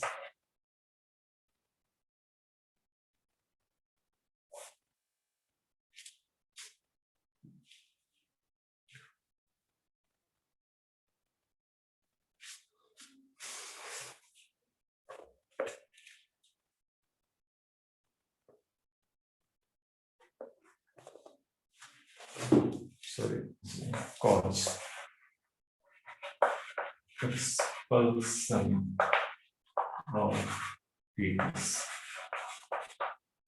तो ये बेसिकली किस चीज पे आएगा, इन मदर यूट्रस। अब ये जो कॉन्ट्रैक्शन है, ये कॉन्ट्रैक्शन कैसे इनिशिएट किया जाता है उस पे बात करेंगे। ये कॉन्ट्रैक्शन कैसे इनिशिएट किया जाता है उस पे बात करेंगे। टाइम कितना हुआ बच्चे? 11:17 अभी जस्ट 11 हुआ है। 11:17 अच्छा, मतलब चलो ठीक है, मेरा ये टॉपिक खत्म हो जाएगा। इसके बाद फिर आपका जो टॉपिक बचेगा वो ह्यूमन रिप्रोडक्टिव हेल्थ, तो वो 1.5 आवर्स का है, वो कभी भी फिनिश करेंगे, एक्स्ट्रा में ही फिनिश होगा, क्योंकि इसके बाद आगे वाला जो लेक्चर है वो मैं बायोटेक्नोलॉजी पढ़ाने जा रहा हूँ, ठीक है। ताकि बायोटेक्नोलॉजी का जो पहला चैप्टर है जहाँ पे बहुत बेसिक्स हैं, उनको कॉन्सेप्चुअल है वो, उसको खत्म किया जाए। सेकंड चैप्टर तो उसमें 2 या 3 चीजें हैं जो कि बताने वाली हैं, बाकी मोस्ट ऑफ द पार्ट उसका मेमोरी बेस्ड है, तो हो जाएगा वो इजीली।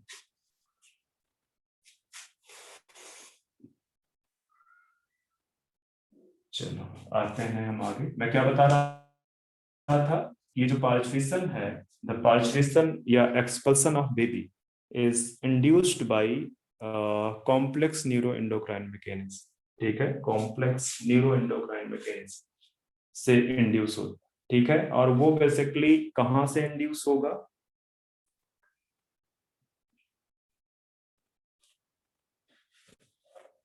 कुछ पढ़ा नहीं है, चलो आगे बढ़ा। पार्चुरेशन है is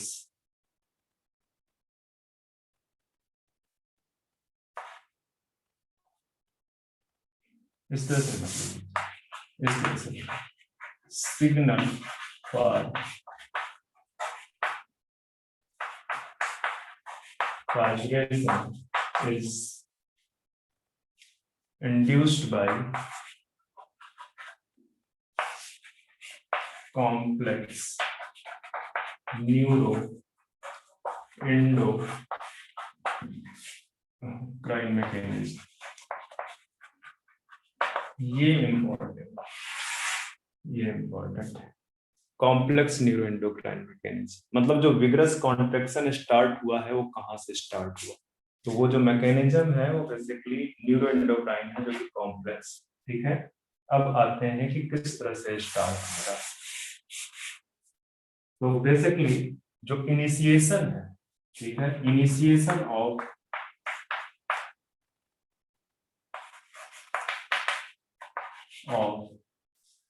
दिस सिग्नल, पार्चुरेशन का सिग्नल की बात करें, इज starts from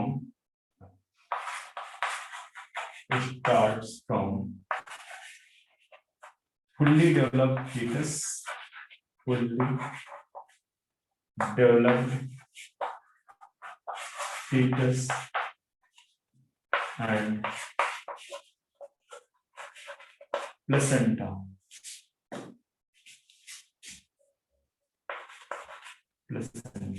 ठीक है। फुल्ली डेवलप्ड फीटस जो है और जो प्लेसेंटा, ठीक है, उससे सिग्नल इनिशिएट होता है। कहां से ओरिजिनेट होता है या इनिशिएट होता है? Fully developed fetus and the, कहां चले गए? Fully developed fetus and placenta, ठीक है।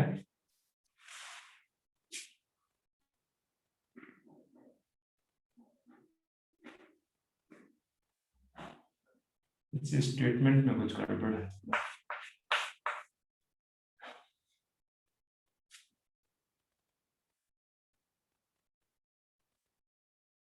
एक मिनट, इसको इसको चेंज करते हैं।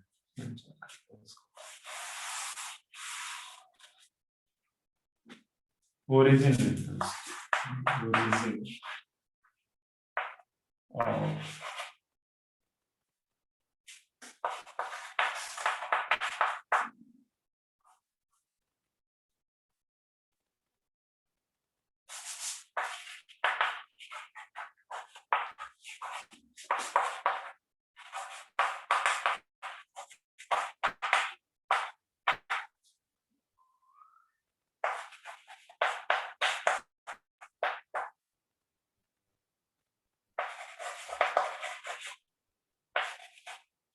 initiated by fully developed fetus and placenta।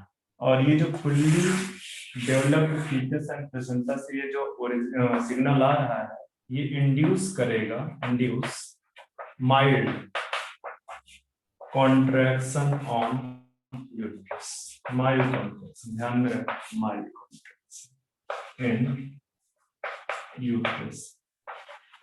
और इस माइल्ड कॉन्ट्रैक्शन जो यूट्रस में हो रहा है, ये जो माइल्ड कॉन्ट्रैक्शन यूट्रस में हो रहा है, this mild contraction is known as fetal ejection reflex. इसको क्या बोलोगे? माइल्ड, माइल्ड को फीटल इजेक्शन रिफ्लेक्स, इसको बोलोगे fetal ejection reflex. Induce mild contraction uterus. बात समझ में आ रही है मेरी? ठीक है। इसके होगा कि ये जब फीटल इजेक्शन रिफ्लेक्स होगा तो ये इंड्यूस कर देगा मैटरनल पिट्यूटरी को, और मैटरनल पिट्यूटरी से निकलेगा ऑक्सीटोसिन, और ऑक्सीटोसिन थोड़ा सा और स्ट्रॉन्ग करेगा मसल कॉन्ट्रैक्शन को, फिर और ऑक्सीटोसिन रिलीज होगा, वो और स्ट्रॉन्ग सिग्नल्स बेसिकली भेजेगा, ठीक है, और स्ट्रॉन्ग कॉन्ट्रैक्शन होगा। इस तरह से कंटिन्यूअसली ये प्रोसेस रहेगी और एक्सपल्सन ऑफ बेबी होगा या पर्चुरेशन, ठीक है। Yes. जो माइल्ड कॉन्ट्रैक्शन है यूट्रस में, उसको बोलते हैं फीटल इजेक्शन रिफ्लेक्स, ठीक है। और ये बेसिकली इंड्यूस कर देगा, induce secretion of oxytocin, oxytocin from, याद रखना ये भी कभी कंफ्यूज कर सकता है, maternal pituitary, from maternal pituitary, mother की जो पिट्यूटरी है वहां से, बेबी से कोई रिलेशन बेटर, ठीक है। And it cause further contraction of, it cause, नीचे लिख देना, it cause further contraction of, या further strong contraction of uterus, ठीक है, which leads to release of more oxytocin, ज्यादा और ऑक्सीटोसिन, ठीक है, which enhance more strong contraction, ठीक है, leads to stronger contraction in uterus and ये प्रोसेस कंटिन्यू रहेगी, continue till expulsion of baby, till expulsion of baby. अच्छा, इसी दौरान जो है थोड़ा सा रिलैक्सन भी सिक्रीट होता है, मतलब रिलैक्सन तो पहले से ही सिक्रीट होना स्टार्ट होता है, जिसकी वजह से जो प्यूबिक सिम्फाइसिस है, याद है ना प्यूबिक सिम्फाइसिस, ठीक है, जो पेल्विक गर्डल में प्रेजेंट है, वो थोड़ा सा लूज हो जाता है। वो बेसिकली क्या है, कार्टिलेज। तो रिलैक्सन चूंकि eight the end of pregnancy release होना स्टार्ट हुआ, तो जो प्यूबिक सिम्फाइसिस है वो लूज हो जाएगा, and loosening of pubic symphysis helps in parturition, ठीक है, पार्चुरेशन में वो हेल्प करते हैं। तो दो तीन पॉइंट इसमें बड़े इंपॉर्टेंट है। एक पॉइंट तो ये है कि this is the complex endocrine mechanism, parturition की डेफिनेशन वो भी याद रखना, ठीक है। First fetal ejection reflex basically mild uterine contraction से आता है। वो कहाँ से इनिशिएट होता है, fully developed fetus and placenta से इनिशिएट होता है। तो ये जो है आप सारे याद रखना। अब एक छोटा सा टॉपिक रह गया है, लैक्टेशन, वो मैं खत्म कर देता हूं,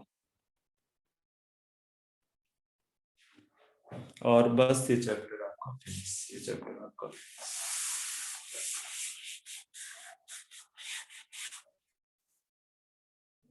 तो आते हैं लैक्टेशन। लैक्टेशन लैक्टेशन क्या है, process of milk separation by mother mammary glands at the end of pregnancy, at the end of pregnancy।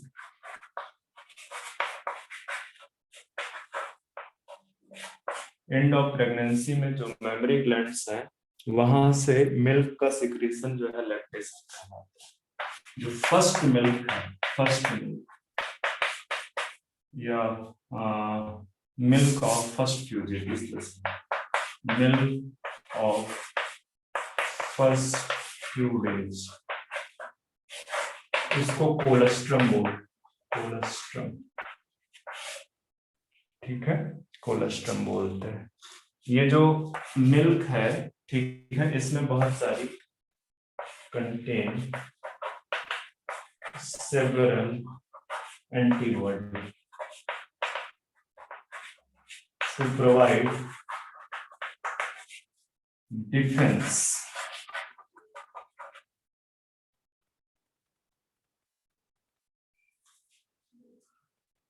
contains several antibody and it provide defense to the newborn, defense to newborn को defence provide करेगा। क्या, जो colostrum है उसमें ढेर सारे antibodies पाए जाते हैं, ठीक है।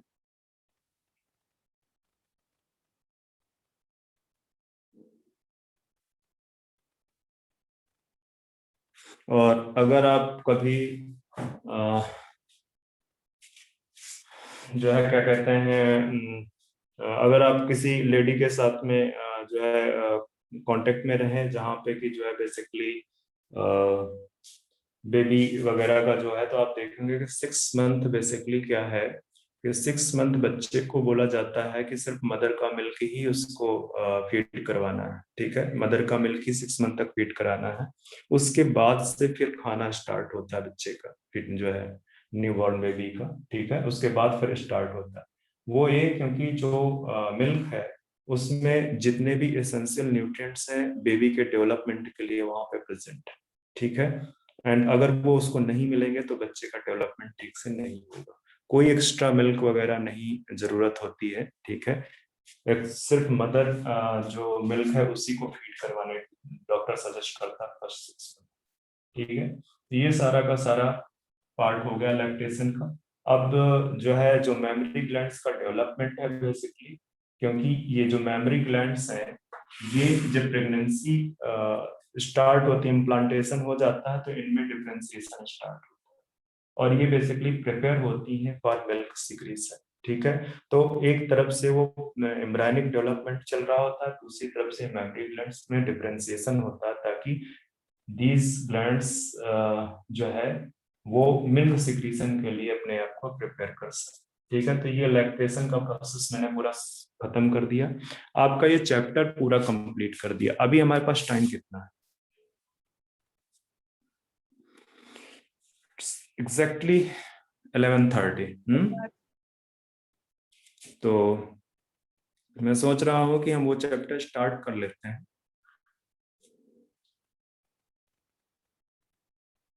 Okay, sir. मुझे 5 मिनट दो, आप 5 मिनट के बाद आप भी अब 5 मिनट रेस्ट ले सकते हो, मैं 5 मिनट में स्टार्ट करता हूँ उसको। ओके, तो हम ज्यादा इफिशिएंटली पढ़ पाएंगे।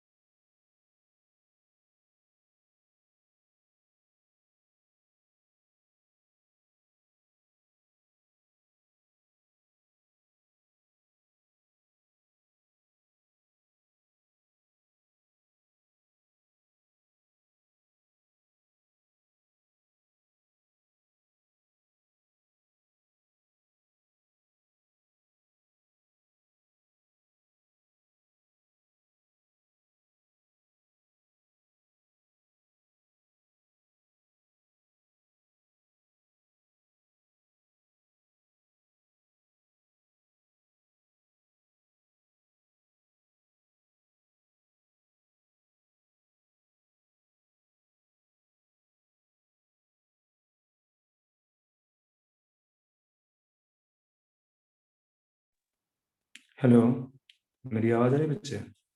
Yes, sir. Yes, sir. Okay, तो न्यू चैप्टर चलते हैं, रिप्रोडक्टिव हेल्थ एंड डिजीज।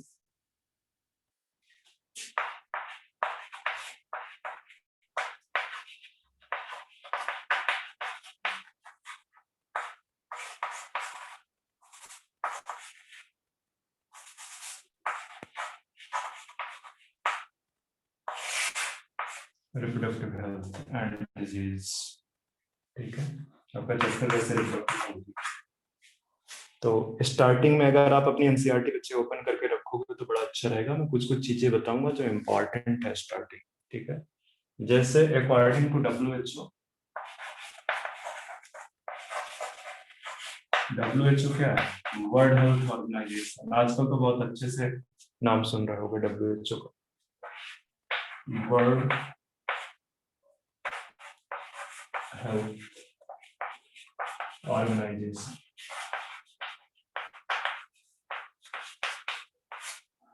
ठीक है। इसके अकॉर्डिंग रिप्रोडक्टिव हेल्थ क्या है, डिफाइन किया है,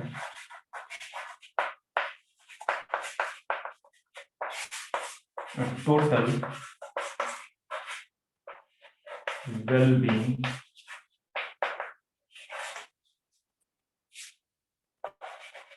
in all aspect of reproduction,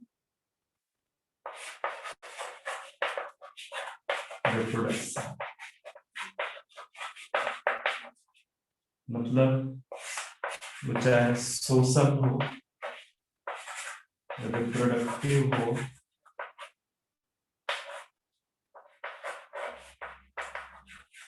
ठीक है। सोशल रिप्रोडक्टिव और स्टेटमेंट्स है यहाँ पे। चलो, physical emotional social and reproductive नहीं रहने तो उसको फिजिकल में लेंगे। फिजिकल सोशल एंड इमोशनल, यहाँ पे अगर सोशल फिजिकल इमोशनल वेलबींग है, ठीक है, with all respect of reproduction की मैं बात कर रहा हूँ, तो ये डेफिनेशन है बेसिकली रिप्रोडक्टिव हेल्थ के अकॉर्डिंग टू WHO। तो आपसे हो सकता है क्वेश्चन में डेफिनेशन दे दे और पूछे कि WHO ने, या ये हो सकता है कि ये डेफिनेशन दे दे और पूछे कि किसने बेसिकली ये डेफिनेशन दी हुई, ठीक है। तो WHO ने दी हुई है, ठीक है, physical emotional behavioural and social, ठीक है। तो टोटल वेलबींग की बात कर रहे हैं, all aspect of reproduction, social physical emotional, ठीक है। इसके बाद हम आते हैं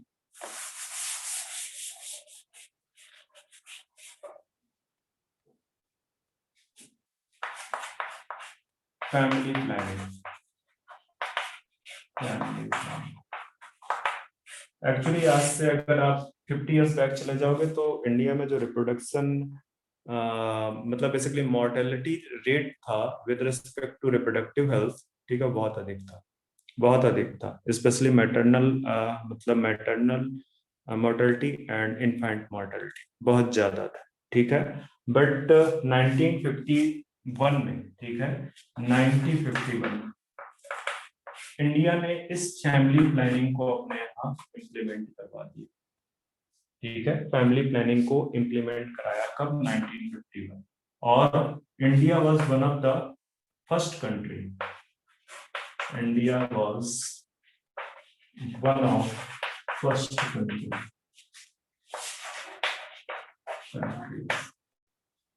one of first countries adopted family planning, ठीक है, जिन्होंने अपने कंट्री में फैमिली प्लानिंग इम्प्लीमेंट किया, उसमें से इंडिया एक कंट्री था। कब स्टार्ट हुआ ये बहुत इंपॉर्टेंट है, 1951, ठीक है, फैमिली प्लानिंग। इसके अंदर कई सारे एस्पेक्ट हैं, जैसे इसके अंदर में जो है एक तो हेल्थ है, रिप्रोडक्टिव हेल्थ, ठीक है, चाइल्ड केयर है, चाइल्ड केयर, ठीक है, एंड बेसिकली एक और एस्पेक्ट है टू रिड्यूस पॉपुलेशन एक्सप्लोजन को रोकने के लिए, ठीक है, जो एस्पेक्ट है, ठीक है। तो रिप्रोडक्टिव हेल्थ में नहीं लिखा है, रिप्रोडक्टिव हेल्थ, चाइल्ड केयर या एक्सेट्रा, ठीक है। ये सारी चीजें हैं। तो आपके लिए जो सबसे इंपॉर्टेंट है वो ये 1950 इंडिया में कब इनकॉर्पोरेट किया गया, कब इम्प्लीमेंट किया गया फैमिली प्लान, ठीक है। इसके बाद आपका एक फुल फॉर्म आपको जानना चाहिए, ठीक है, आरसीएच। आरसीएच ये इसी का पार्ट है, फैमिली प्लानिंग, ठीक है। इसको बोलते हैं reproductive child health care, reproductive child health care programme.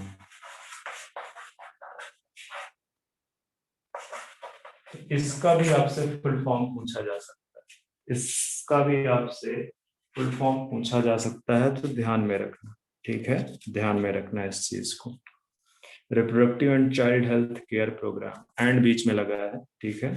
RCH का आपसे फुल फॉर्म पूछा जा सकता है, और ये भी पूछा जा सकता है कि ये प्रोग्राम क्या था। तो बेसिकली ये अवेयरनेस क्रिएट कर रहा था लोगों के बीच में बहुत सारी रिप्रोडक्टिव रिलेटेड प्रॉब्लम्स को लेके, ठीक है, रिप्रोडक्टिव रिलेटेड प्रॉब्लम्स को लेके, फैसिलिटीज को, ठीक है। और एक रिप्रोडक्टिव हेल्थी सोसाइटी बनाने के लिए जो है, जो मेजर टास्क जो है सेलेक्ट करने थे, हमारे मेजर टास्क को इम्प्लीमेंट करना था, उनके अंदर बेसिकली इस रिप्रोडक्टिव जो and child health care programme था, वहां पे वो सारे एस्पेक्ट, ठीक है, वो सारे एस्पेक्ट, ठीक है। तो ये कॉन्स्ट्रक्ट किया गया है, इसमें बहुत सारे एस्पेक्ट हैं, उनमें रिप्रोडक्टिव हेल्थ भी एक एस्पेक्ट है, या आप ये बोल सकते हो कि उस टाइम पे जो डिफिकल्टीज थी बेसिकली लोग थे, वो इसके जैसे ही बात कोई आती है रिप्रोडक्शन से रिलेटेड, तो बहुत ज्यादा लोग सही हो जाते हैं उस चीज, ठीक है।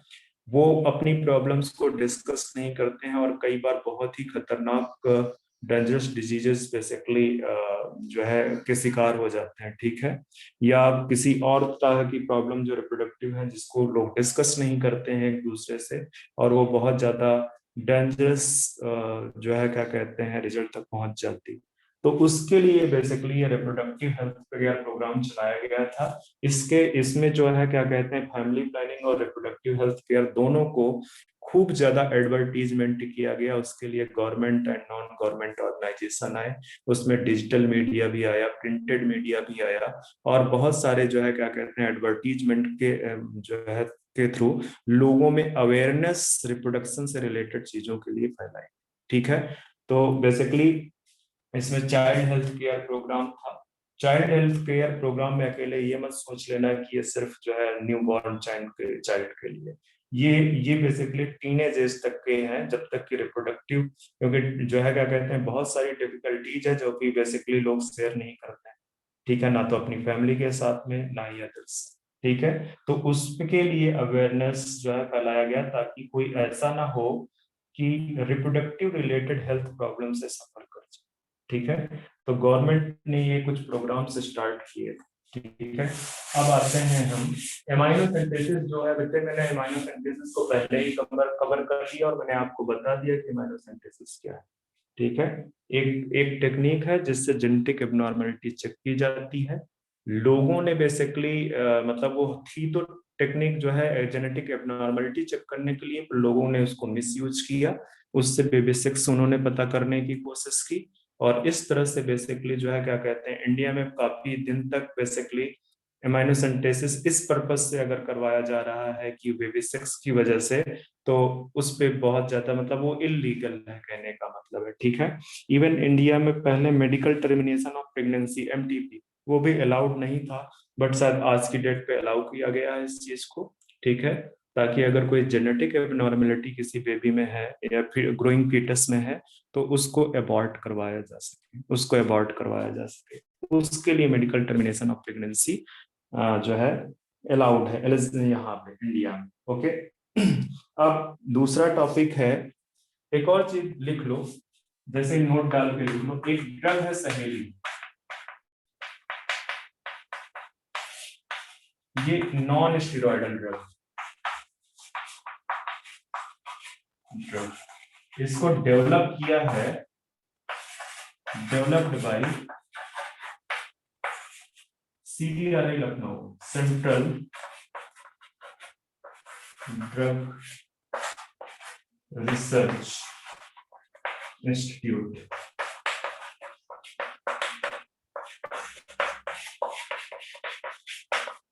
एक रिसर्च इंस्टीट्यूट है जो कि लखनऊ में है, इसने एक ड्रग डेवलप की, ठीक है, जो कि एंटी प्रेगनेंसी ड्रग है, ठीक है, सहेली उसका नाम है, ठीक है, और वो नॉन स्टेरॉयडल है, नॉन स्टेरॉयडल। तो उसमें एक चीज तो ये है, यही क्वेश्चन है, किसने डेवलप की, एक क्वेश्चन ये हो जाता है, तीसरा एक क्वेश्चन ये हो जाता है कि उसका फुल फॉर्म क्या है, और फोर्थ वन लोकेशन कहाँ पे बेसिकली है, ठीक है। तो कई सारे इसमें क्वेश्चन है, आप ध्यान में रखना है चीजों को। इसके बाद नेक्स्ट टॉपिक जो आपके बुक में है वो है population explosion and birth control. Population explosion and birth control, इसका तो बहुत ही इंपॉर्टेंस है, ये चैप्टर पूरा का पूरा एक्चुअली इसी पे बेस्ड है, इस population explosion and birth control.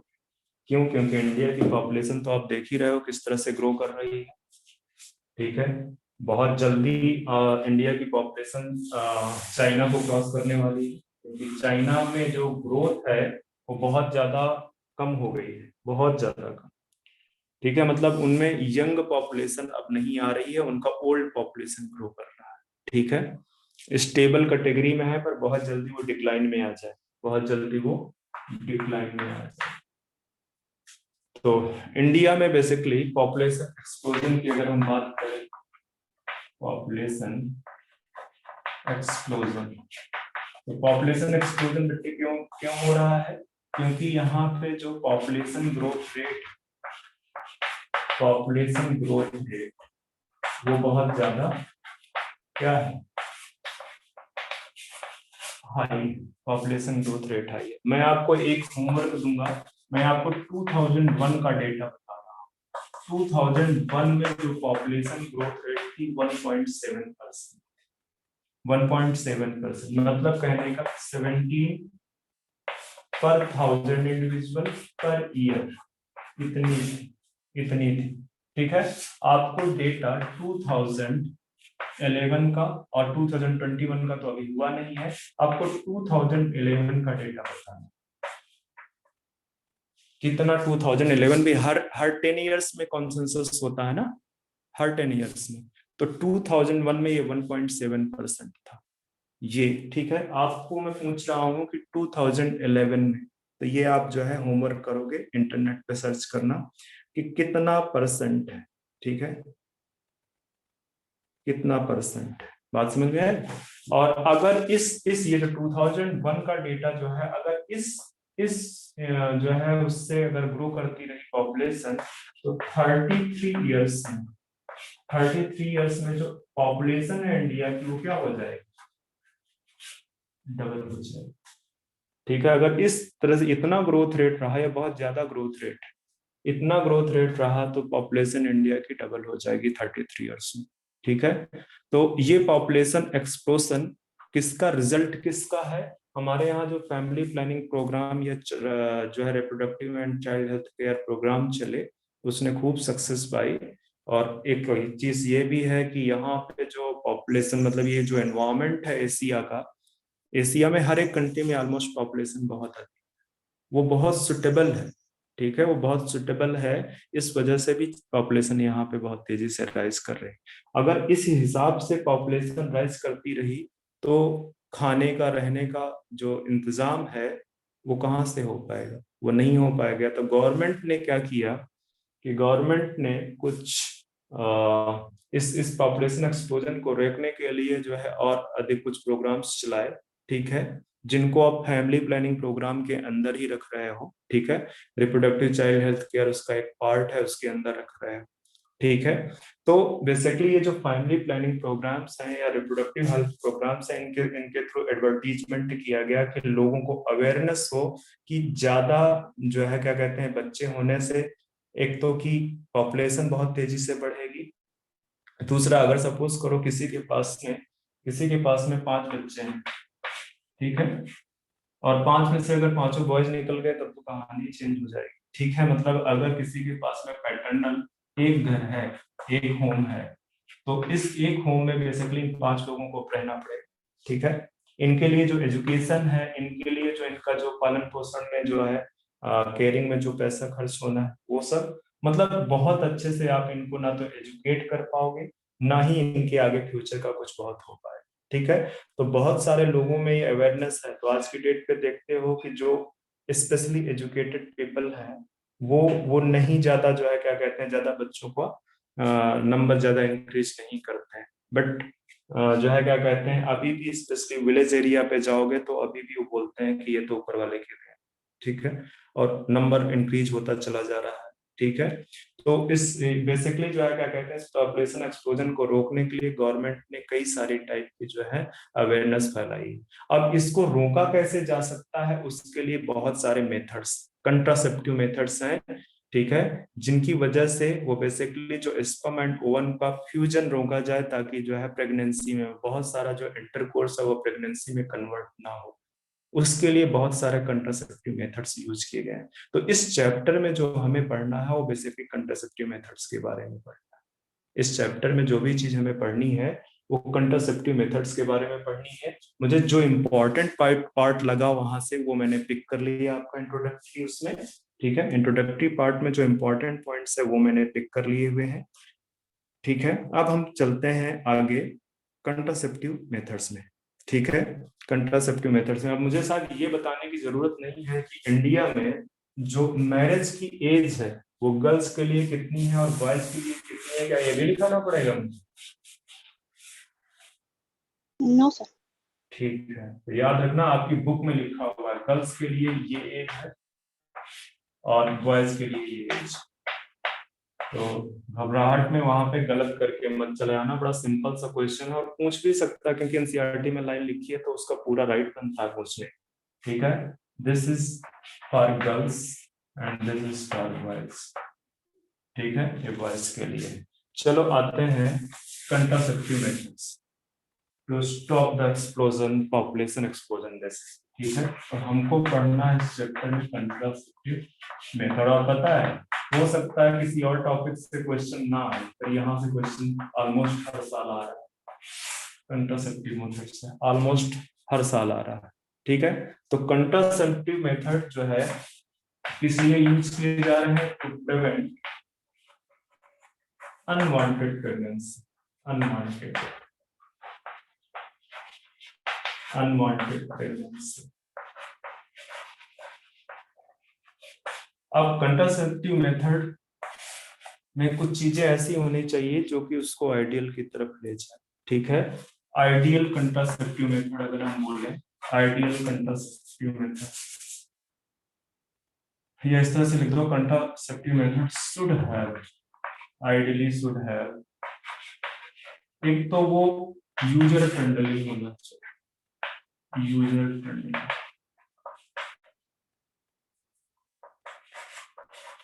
User friendly होना चाहिए। ठीक है, एक दो चीजें हैं मैं लिखा देता हूँ, मुझे भी बहुत याद नहीं रहता है। इजिली अवेलेबल होने चाहिए। ये क्वेश्चन मुझे पूछने के पूरे चांसेस हैं कि एक कंट्रासेप्टिव या ideal contraceptive method should have, पहला तो है यूजर फ्रेंडली, दूसरा अवेलेबिलिटी बहुत इजी होनी चाहिए, इजीली अवेलेबल हो। इसीलिए आज से कुछ साल पहले स्पेशली विलेज एरियाज पे कुछ contraceptive method free of cost distribute किए जाते थे। ठीक है, क्योंकि जनरली सिटीज का तो मुझे नहीं पता है, जो विलेजेस हैं, विलेजेस में लोग आज भी इन सब चीजों पे बात करने पे घबराते हैं या अनकंफर्टेबल होते हैं। ठीक है, तो उनसे ये एक्सपेक्ट करना कि वो कंट्रासेप्टिव मेथड्स को जाके किसी शॉप से, मेडिकल शॉप से परचेज करेंगे, मतलब बहुत डिफिकल्ट चीज है। तो गवर्नमेंट ने क्या किया, उनके लिए घर घर जाके उस चीज को डिस्ट्रीब्यूट करवाया गया। ठीक है, तो यूजर फ्रेंडली होने चाहिए, इजीली अवेलेबल होने चाहिए, ठीक है, एंड रिवर्सिबल होने चाहिए, मतलब कि जब चाहे उसको रिवर्स कराया जा सके। जैसे रिवर्सिबल कहने का मतलब क्या है कि इंदिरा गांधी के टाइम पे, इंदिरा गांधी जब पीएम होती थी तो उनके टाइम पे संजय गांधी जो है उनके जो है क्या कहते हैं मिनिस्टर थे, वैसे तो वो सन थे वैसे इंदिरा गांधी के, बट उनको कोई मिनिस्ट्री थी जिसके दौरान उन्होंने क्या करवाया था कि जबरदस्ती फोर्सफुल वेसक्टोमी एंड ट्यूबेक्टोमी करवाया था। ठीक है, और वो रिवर्सिबल नहीं है। उस समय उतनी टेक्निक भी डेवलप नहीं थी, तो बहुत सारी लेडीज की डेथ भी हुई उसकी वजह से। ठीक है, बहुत सारी लेडीज की डेथ भी हुई। तो बेसिकली ऐसी होनी चाहिए कंट्रासेप्टिव मेथड जो रिवर्सिबल हो, जिसको आप रिवर्स कर सको। जो वेसक्टोमी या ट्यूबरटोमी है उनका रिवर्सिबिलिटी बहुत पुअर है, वो रिवर्सिबल नहीं है। एक बार अगर वहां पे कट एंड बाइंड किया गया तो उसको दोबारा से रिवर्स करना बहुत डिफिकल्ट है। ठीक है, तो ये रिवर्सिबल होनी चाहिए, और साथ में साइड इफेक्ट बहुत कम होने चाहिए, विथ नो और लीस्ट साइड इफेक्ट।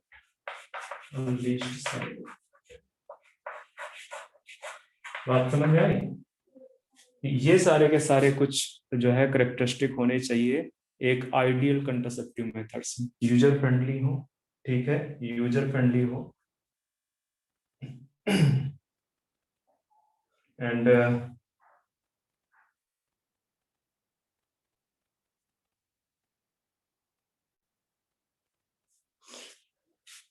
तो अभी हमारे पास कितना टाइम है? मैं चलो बेटा हो चुका है टाइम आज के लिए, बस इतना ही। अब नेक्स्ट एक 45 मिनट का टॉपिक है, ये फिनिश हो जाएगा 45 मिनट में। तो आज के लिए बस इतना ही, नेक्स्ट लेक्चर पे बात करेंगे। Thank you, sir.